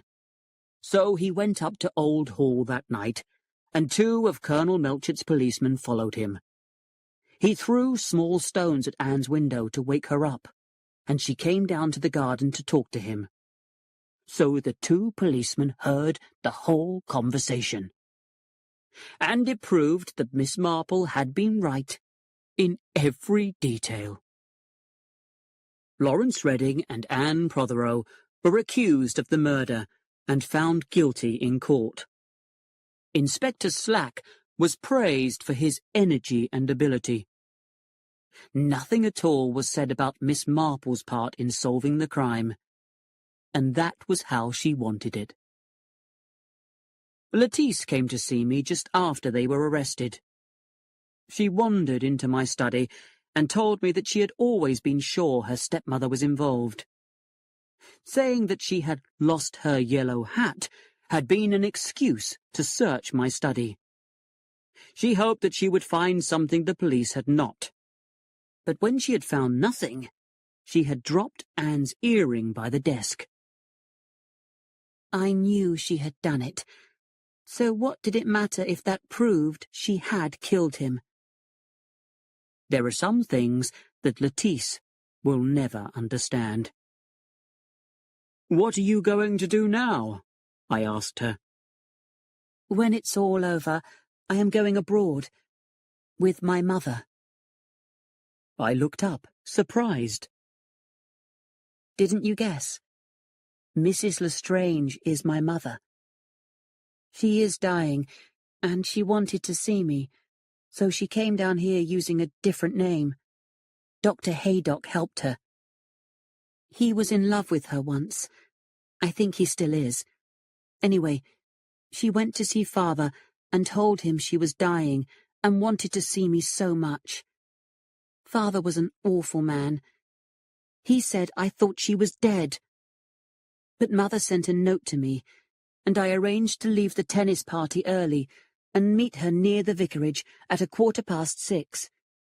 We left each other before 6:30, but afterwards I was frightened that the police might think she had killed Father. That was why I cut up that old picture of her. I was afraid the police might recognize it. Dr. Haydock was frightened too. Sometimes, I believe, he really thought she had done it." She paused. "It's strange. She and I belong to each other. Father and I didn't. But Mother, well, I shall be with her till the end."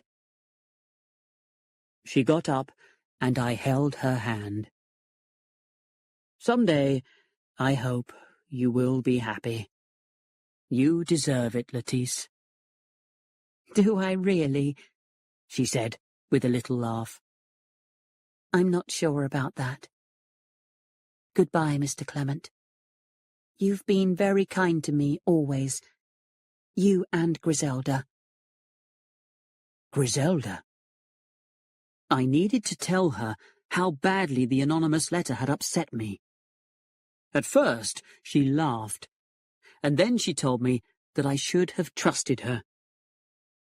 "However," she added, "I'm going to be very serious and well-behaved from now on." I found it hard to imagine Griselda like that. She continued, "You see, Len, I have something new coming into my life. It's coming into your life, too.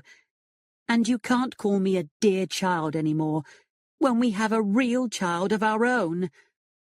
I have also decided that since now I'm going to be a real wife and mother, I must look after the house as well. So I have bought 2 books, one on house management and one on mother love. You haven't bought a book on how to treat a husband, have you? I asked, as I put my arms round her. I don't need to, said Griselda. I love you dearly. What more do you want? Nothing, I said. Could you say, just once, that you love me madly? Griselda, I said, not only that, but I worship you. My wife was just about to kiss me, when suddenly she pulled away. Miss Marple's coming.